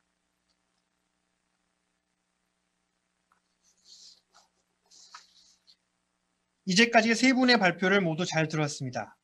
이제 각각의 발표를 참고하여 말뭉치 구축 및 연구의 현황과 전망에 대해 더 이야기를 나누어 볼 수 있도록 하겠습니다. 먼저 연세대학교의 김현우 교수님께서 한나래 교수님의 발표에 대한 토론을 진행해 주시겠습니다. 김현우 교수님을 모시겠습니다. 안녕하십니까. 연세대학교 김현우입니다. 한나래 교수님께서 발표하신 내용은 미국에서 개발된 한국어 말뭉치 분석 자료에 대해 소개를 하고 있는데요. 해당 연구 분야의 배경과 역사적 설명, 그리고 또 각 말뭉치 분석 프로젝트에 대한 사례를 알기 쉽게 소개함으로써 향후 한국어 말뭉치 연구를 수행하고자 하는 연구자들에게 유용한 기술적 방편을 제시해주고 있다고 생각을 합니다.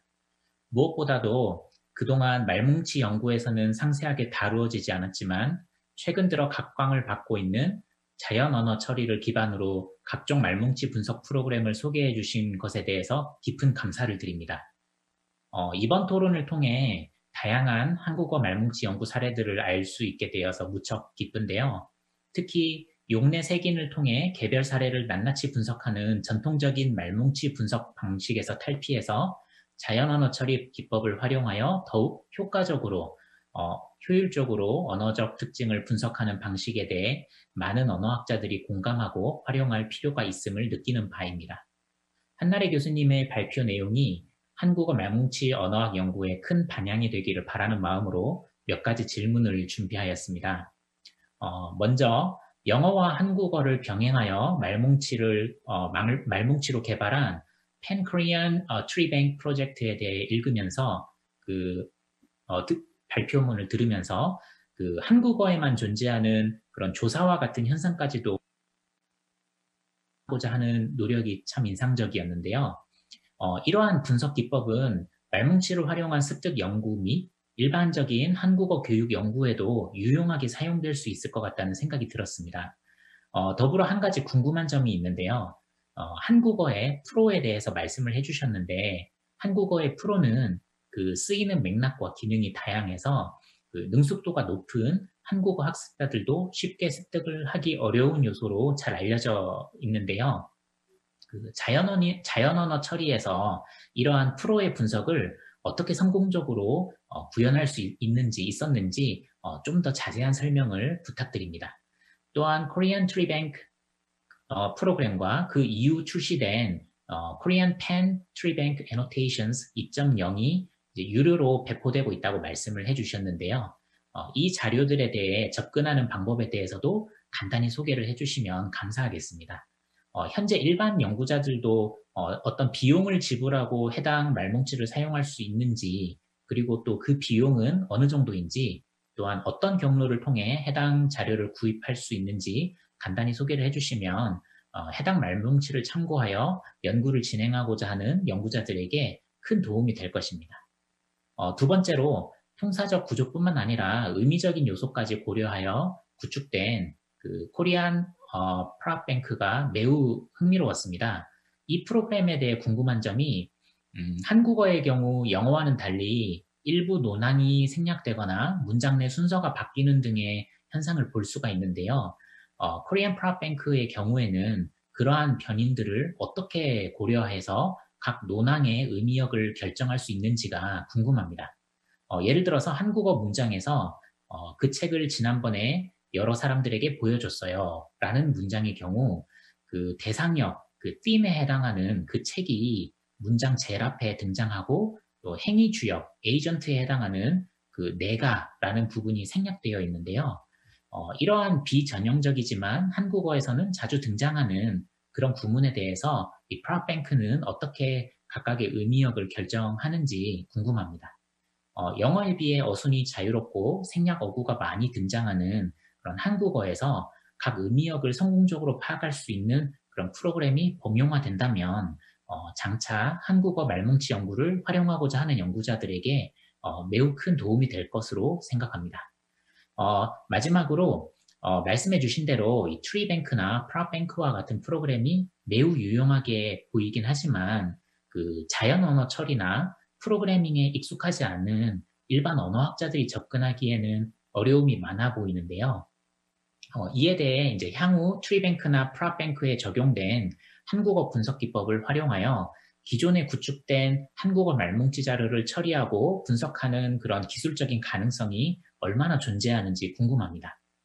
영어의 경우에는 일반 연구자들도 쉽게 사용할 수 있는 다양한 오픈소스 분석 프로그램 및 그런 웹상의 앱들이 존재하는데요. 그러한 유사한 프로그램이나 어떤 자료가 한국어 분야에도 어떤 존재하는지 궁금합니다.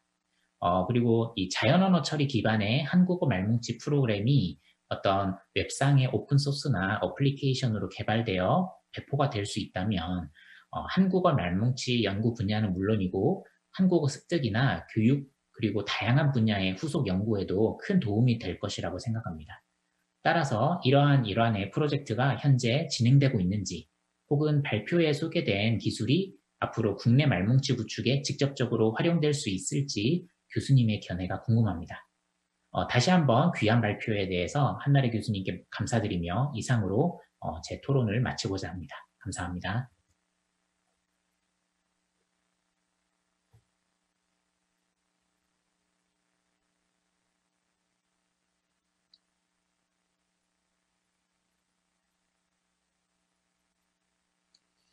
네, 김현우 교수님의 깊이 있는 토론 잘 들었습니다.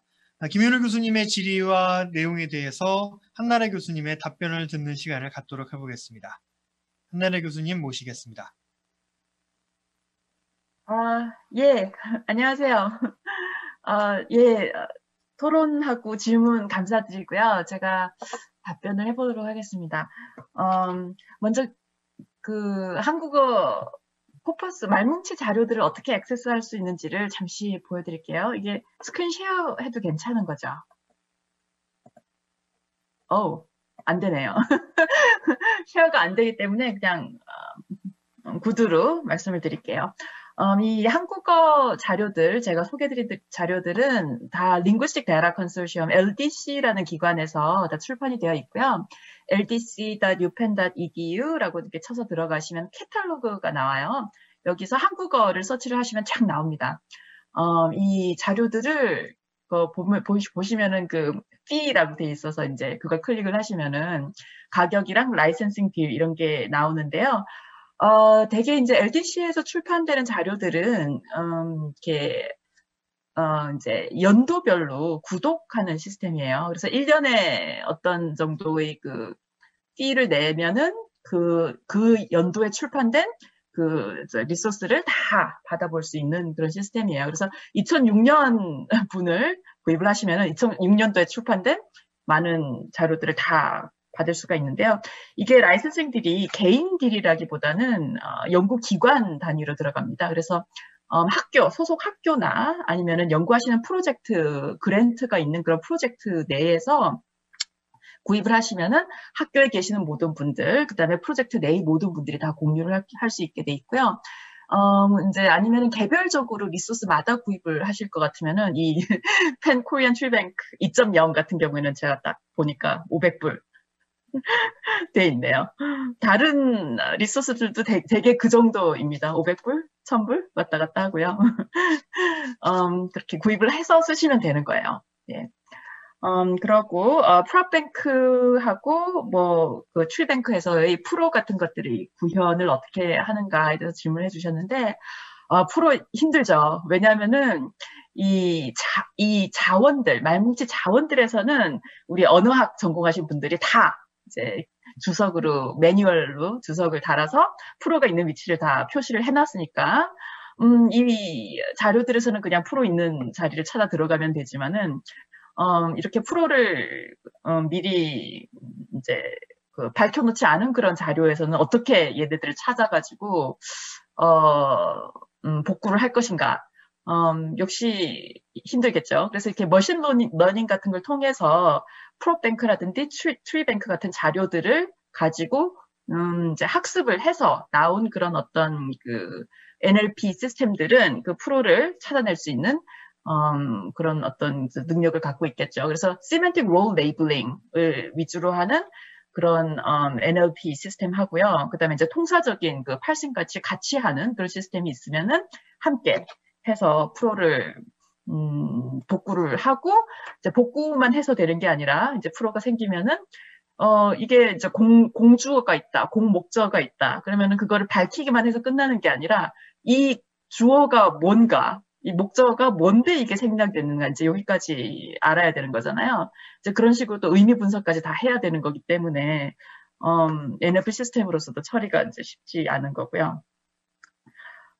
그 다음에 이제 프롭뱅크가 어떤 식으로 한국어의 특성에 맞는 그런 어떤 처리를 하고 있는가. 예를 들어서 이제 스크램블링, 어순 변경이라든지 아니면은 이제 논항 생략 같은 경우 어떻게 프롭뱅크가 대처를 하고 있는가라고 물으셨는데 이게 코리안 펜 트리뱅크하고 같이 상호작용을 이제 하고 있는 그런 리소스이기 때문에 궁합이 딱 맞았다고 볼 수가 있어요. 왜냐하면은 그 스크램블링하고 그 공논항 같은 경우는 이미 트리뱅크가 다 그 복구를 해놓고 있거든요. 그러니까 프롭뱅크 쪽에서는 그걸 따로 처리할 필요가 없는 거예요. 그러니까 트리뱅크에서 이미 프로 자리가 정해져 있는 그거를 딱 찍어서 요것이 프로가 나와 있는데 요게 생략된 주어다.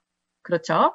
아니면은 이제 원래 자리에 있는 예를 들어 목적어, 뭐 책을이라든지 이런 게 생략이 돼 있지만 이렇게 문장 앞으로 나가 있구나. 이게 트리뱅크에서 이미 다 그 표시를 해놨기 때문에 프롭뱅크에서는 그 자리만 제대로 이제 지정을 해서 표시를 해주면 이제 인덱싱만 딱 해주면 되도록 되어 있죠. 그런 식으로 해서 이제 프롭뱅크에서는 처리를 하고요.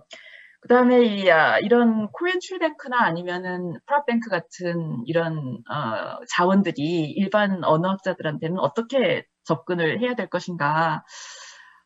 결국 아까 최정 선생님께서도 말씀을 하셨고 김한선 선생님께서도 말씀을 하셨지만 어학자 입장에서 약간의 그 프로세싱 이라든지 프로그래밍을 배울 필요는 역시 있는 것 같아요. 왜냐하면은 결국 이러한 리소스들이 웹상으로 서비스가 된다든지 아니면은 처리 프로그래밍 이렇게 개발이 된다든지 하고 있지가 않거든요.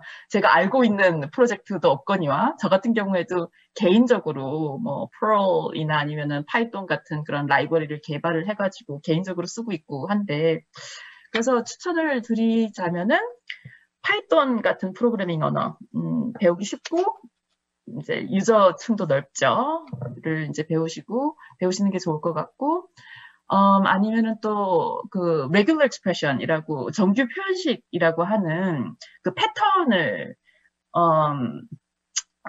색인하는데 검색하는데 중요한 그런 어떤 그게 있어요. 정규 표현식 이런 걸 배우시면 일반 그 에디터, 그러니까 노트패드 플러스 같은 일반 그 에디터 같은 경우에서도 이런 regular expression을 통한 그런 검색 기능을 자체 제공을 하고 있거든요. 그렇게 해서 검색을 하시는 방법을 찾아보실 수도 있을 것 같습니다. 네, 답변이 좀 됐기를 바라고요. 예, 그럼 저는 여기서 감사합니다.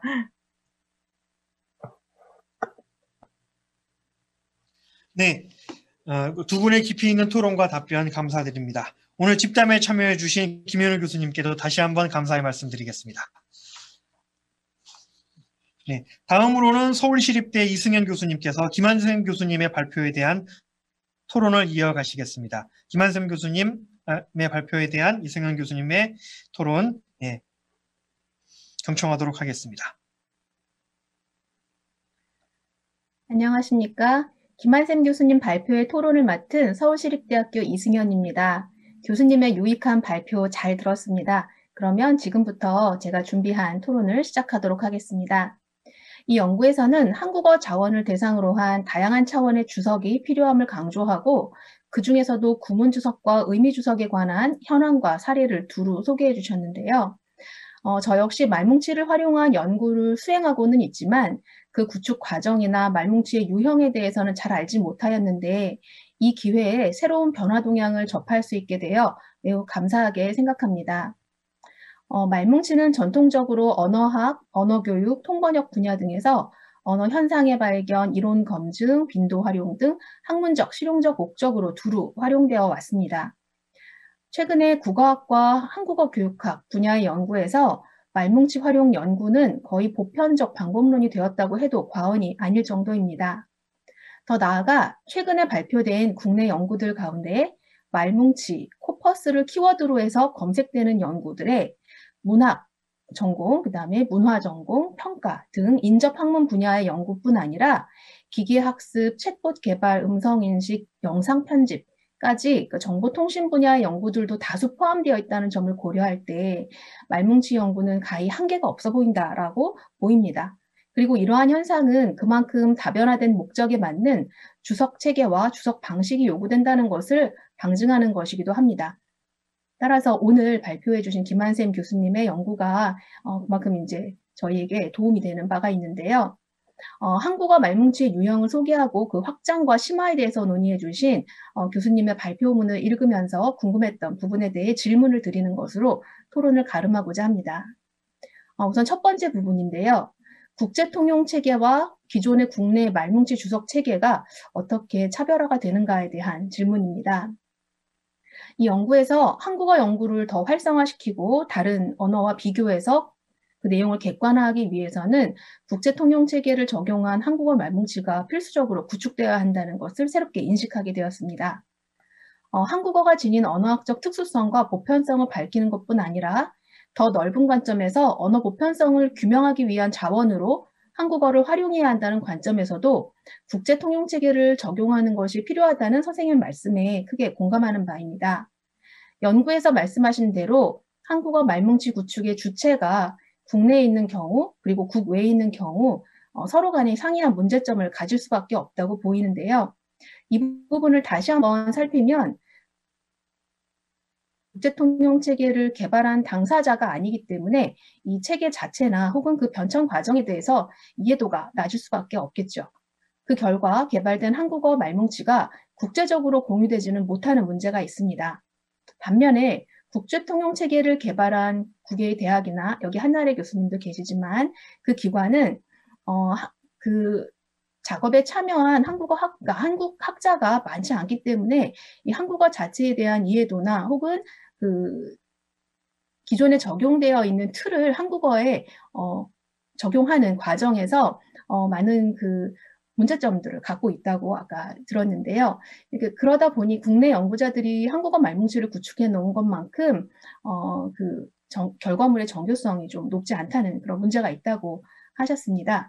그런데 이제 이 문제를 해결하기 위해 최근에 이제 보편 의존 구문 분석을 적용한 한국어 말뭉치 구축을 위한 협력이 이루어지고 있다고 해서 매우 고무적이라고 생각을 했습니다.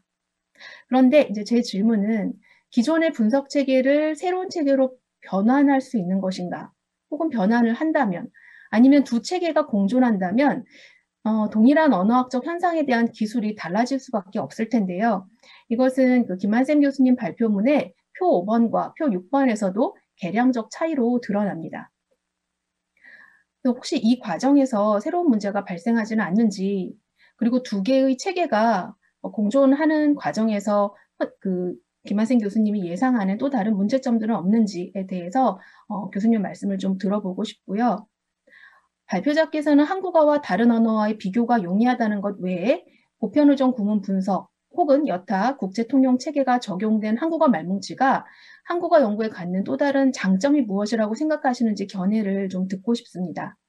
그런데 앞서 이제 한나래 교수님 발표를 들으면서 순수 언어학적 연구에는 이 말뭉치들이 적극적으로 활용되고 있지 않다는 얘기를 듣고 또 이제 한편으로 답변이 되기도 했고 또 걱정이 되기도 하는데요.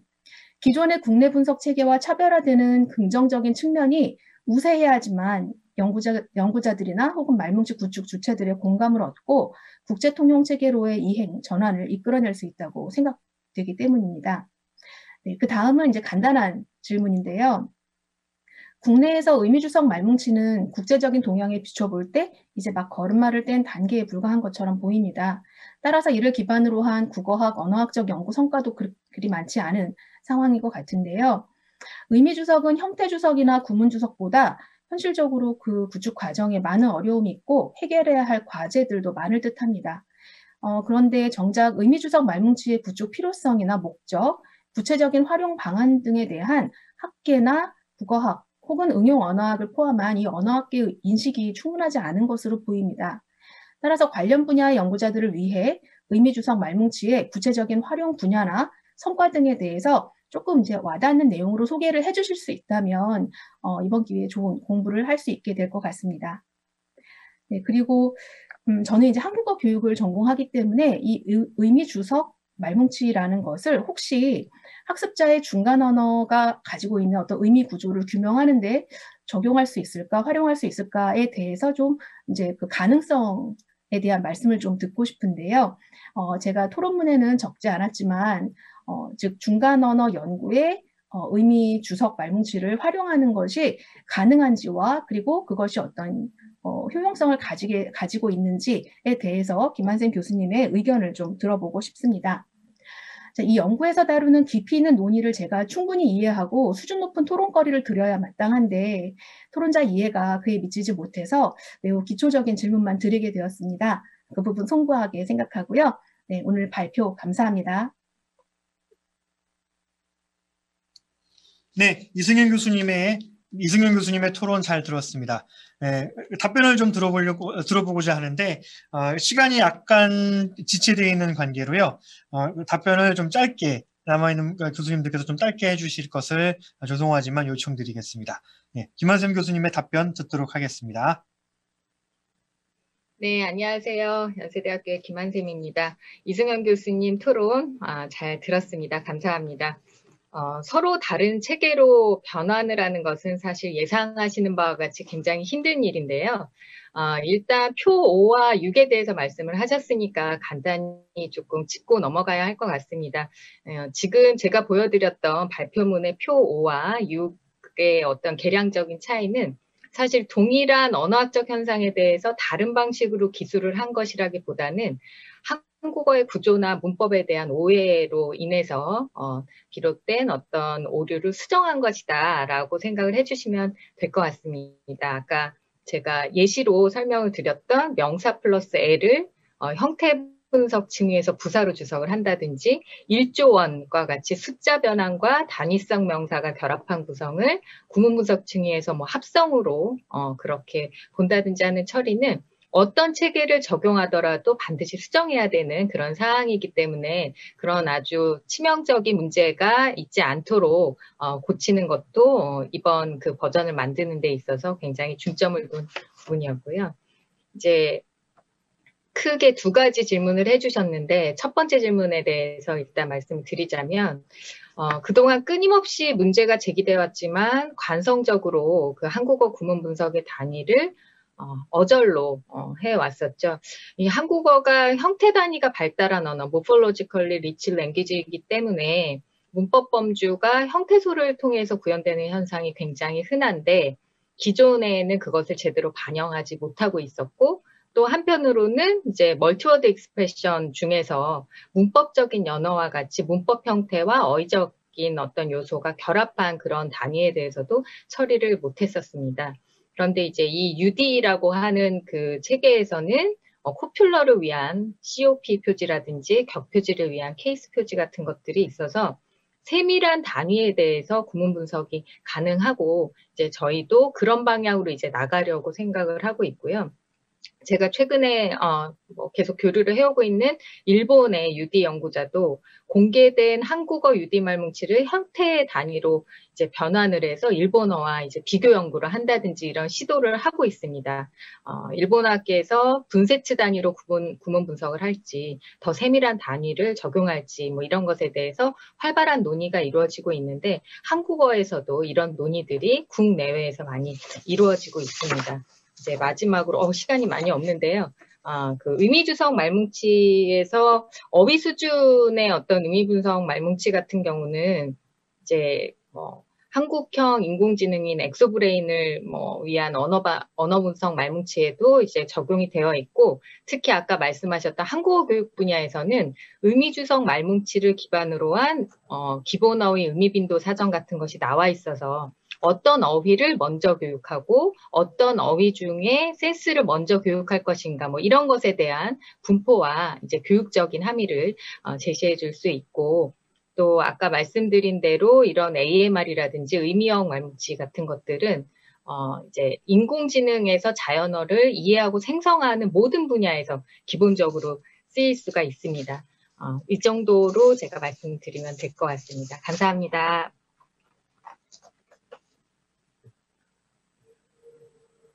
네, 감사합니다. 오늘 집담회에 참여해 주신 이승현 교수님께도 다시 한번 감사의 말씀드립니다. 네, 다음으로 경북대학교의 남기림 교수님께서 최재훈 교수님의 발표에 대한 토론을 이어가시겠습니다. 남기림 교수님 모시겠습니다. 네, 안녕하세요. 말뭉치 활용 도구 개발의 역사 및 현황과 언어학자의 역할에 대한 토론을 맡게 된 경북대학교 남기림입니다. 저는 최재형 선생님 그 답변을 더 듣고 싶고 그러시는 분들이 많을 것 같아서 아주 간단하게 질문을 드리려고 합니다.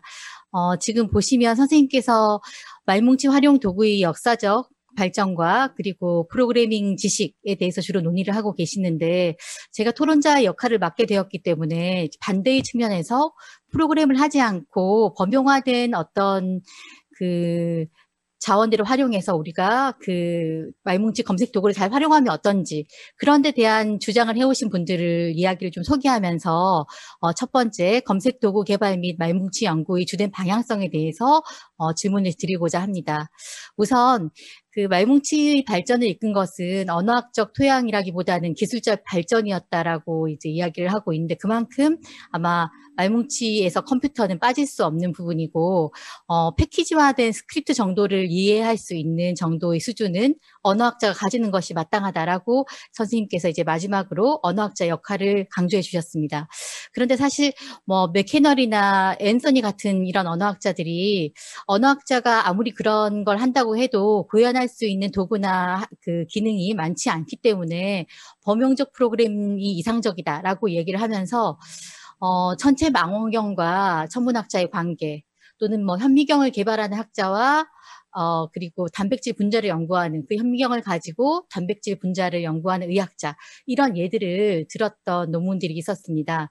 그래서 제 생각에 혹시라도 언어 연구에 컴퓨터나 기술이 도입된 지는 반세기 정도밖에 지나지 않았지만 도구를 활용하는 타 분야에서는 이런 협업 도구나 더 정교한 도구를 개발하기 위한 이제 여러 층위의 어떤 협업 체계가 많이 잘 구동되고 있는데 언어학도 그런 단계에 있는 것은 아닌지 언어학자가 그 가질 수 있는 프로그래밍의 능력이 적정 기술이 어느 정도 수준이라고 생각하시는지 선생님이 이 부분에 대해서 이제 한번 간단하게 말씀해 주시면 감사하겠습니다.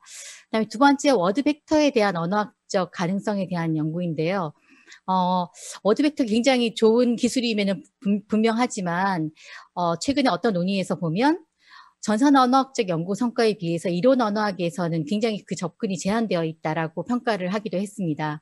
그래서 실제로 이런 워드 벡터를 연구한 논문들을 보면 주로 공학 분야에서 굉장히 언어학적인 주제들을 많이 다루고 있는데 뭔가 언어학자가 공학자가 하지 못하는 그런 언어학적인 그 주석 도구나 이런 것들을 활용해서 뭔가 그 결과물들을 활용해서 뭔가 할 수 있다면 또는 뭐 다양한 말뭉치의 구성을 통해서 이 워드 벡터의 기술을 더 향상시킬 수 있다면 즉 전산 언어학이 아니한 말뭉치 언어학을 하는 언어의 운영 원리를 밝히는 그런 차원으로 이 연구를 할 수 있다면 언어학자에게 어떤 더 강점이 있는지 어떤 분야를 더 천착해야 하는지 그 부분에 대해서 선생님 말씀 간단히 듣고 싶습니다. 그리고 세 번째는 이제 이 시간이 얼마 없어서 선생님께서 읽어보시고 혹시라도 분명히 보셨을 텐데 좀 종합적으로 선생님께서 말씀해 주시면 감사하겠습니다. 네, 질문 감사합니다. 예, 운영 사무국 측에서 시간을 약간 더 배정을 해주실 수 있다고 하니까요. 감사합니다. 네. 예. 최재형 교수님께서 충분하게 답변해 주셔도 될 것 같습니다. 답변 부탁드리겠습니다.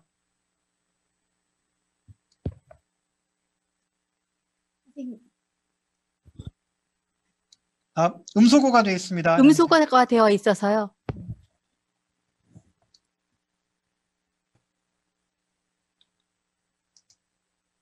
예, 제 글도 그렇고 오늘 발표도 그렇고 좀 거칠게 작성이 되어 있는데 그래도 거기에 대해서 건설적인 토론 쟁점을 제기해 주신 남기령 교수님께 감사합니다.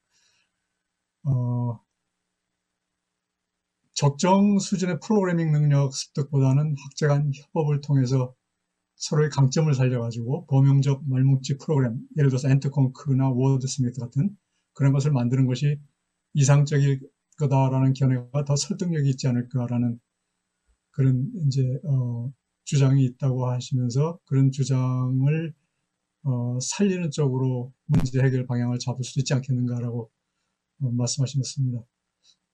학제 간 협업을 그러니까 어떻게 보면 내세우시는 편이라고 할 수가 있겠는데 저도 바람직한 길이라는 점은 크게 동의를 합니다. 그러나 현실적인 면에서는 좀 실현되기 어려운 방향이 아닐까 예를 들어서 우리가 이공계 학자들한테 언어학자들을 위한 말뭉치 활용 도구를 개발해 주십시오 하고 기대하기가 어려움이 많습니다.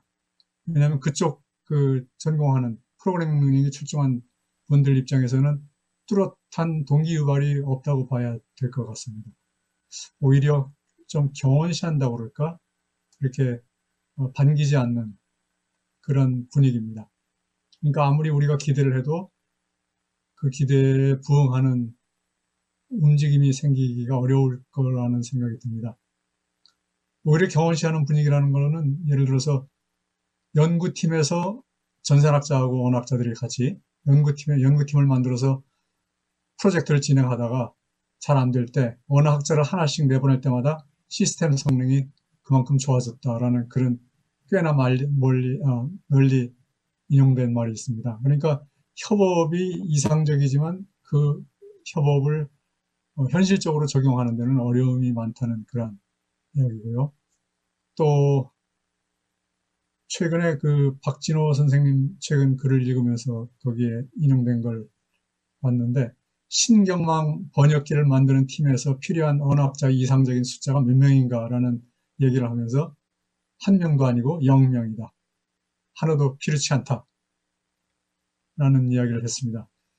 협업이 어렵다면 이제 언어학 내에서 자체 해결을 모색해 봐야 될 텐데 아주 헌신적인 자기만 다른 일 팽개치고 아주 헌신적인 소수의 능력자 언어학자가 나타나서 뛰어난 도구를 만들어 언어학자들 앞에 나타날 때를 기다려야 하는데 나타나기 전서 우리한테 그런 도구를 주기 전까지는 우리는 현재 개발되어 사용 중인 도구들, 특히 뛰어나지만 제약이 많은 독립 프로그램으로 만족할 수밖에 없는 것 같습니다. 그러니까 이상적으로는 저도 100번 동의를 하고 저도 90년대, 80년대 후반부터 그런 협업, 학제 간 팀의 참여를 여러 번 해보기도 했지만 실질적으로 그것을 이루어내기는 어려운 것 같습니다. 그러니까 비유하자면 협업을 통해서 독립 프로그램 제작이 이루어지지를 기다리는 것은 거의 오지 않는 버스를 기다리는 심정이라고 할까요? 그런 상황인 것 같습니다. 그리고 아까 마지막으로 질문하신 내용과 관련해서 일종의 교육적 함의를 조금 생각을 해본다면은 학부와 대학원 교육의 어떤 방향성에 대한 문제를 제기하신 것 같은데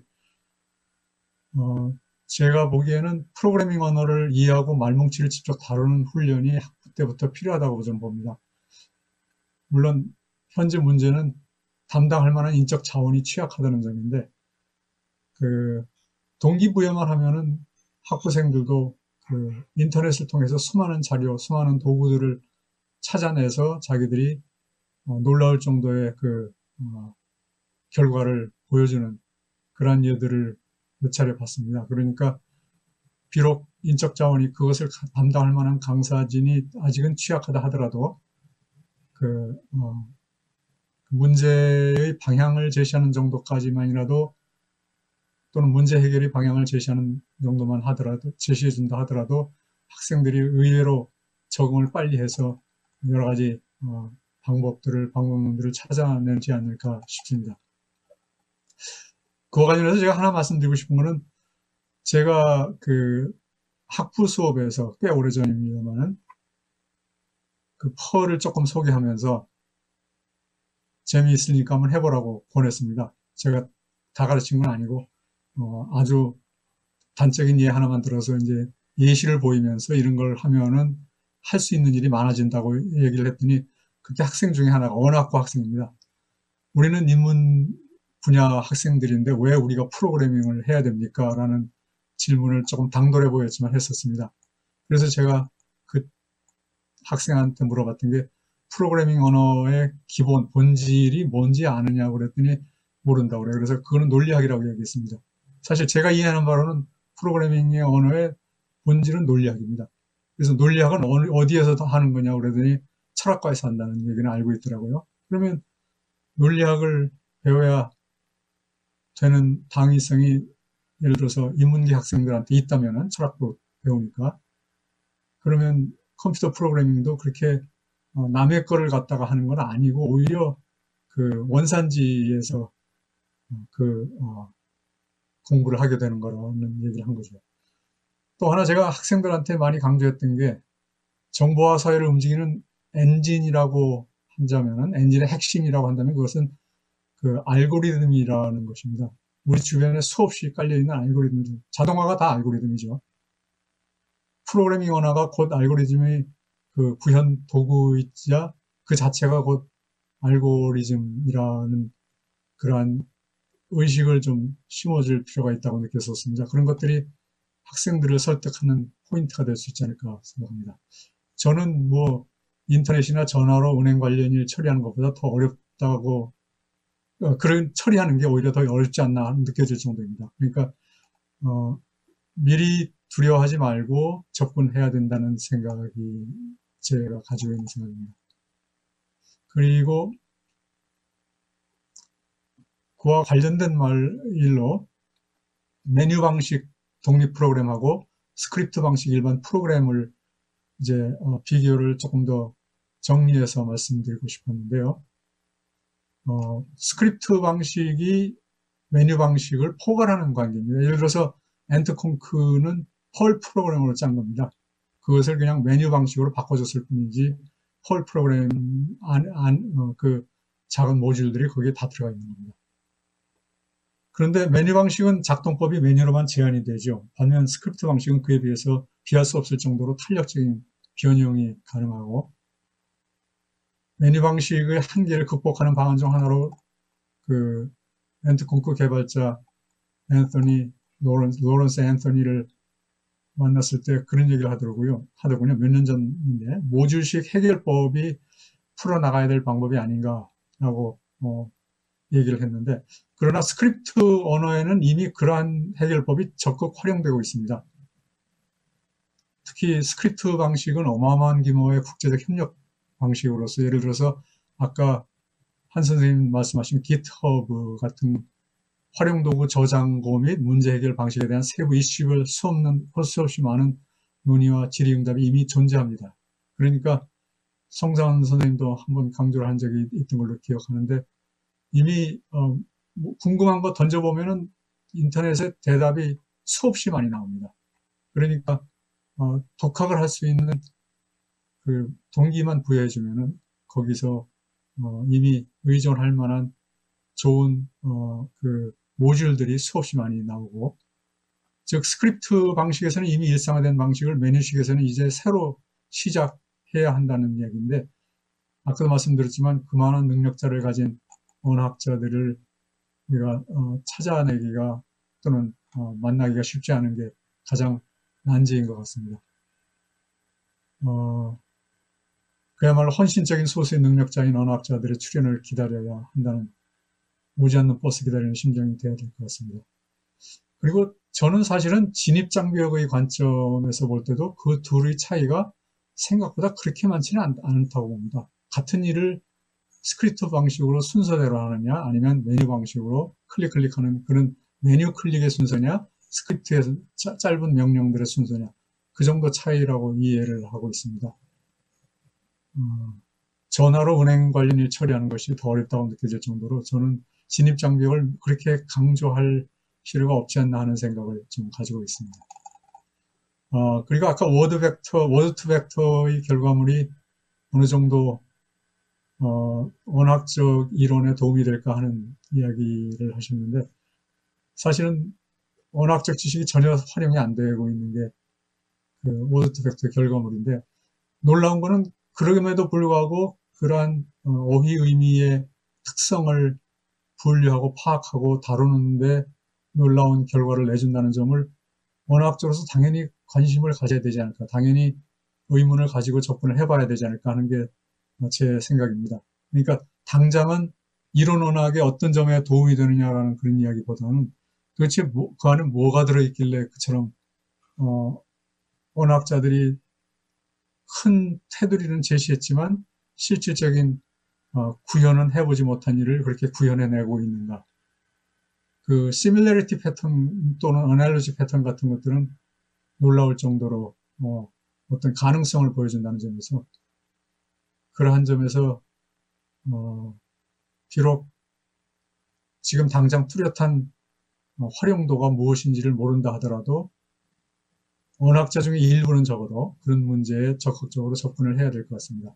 아까 박진호 선생님 논문 이야기를 했는데 사실은 저는 최근에 읽었습니다. 2020년 올해 여름에 나온 논문인데 거기에서 답답해 하시면서 하시는 말씀이 이제 신경망 훈련을 통한 언어 분석의 시대로 들어가다 보니까 더욱더 언어학적 소위 말하는 도메인 날리지가 이런 언어학적 도메인 날리지가 필요 없어지는 상황이 된 것 같은데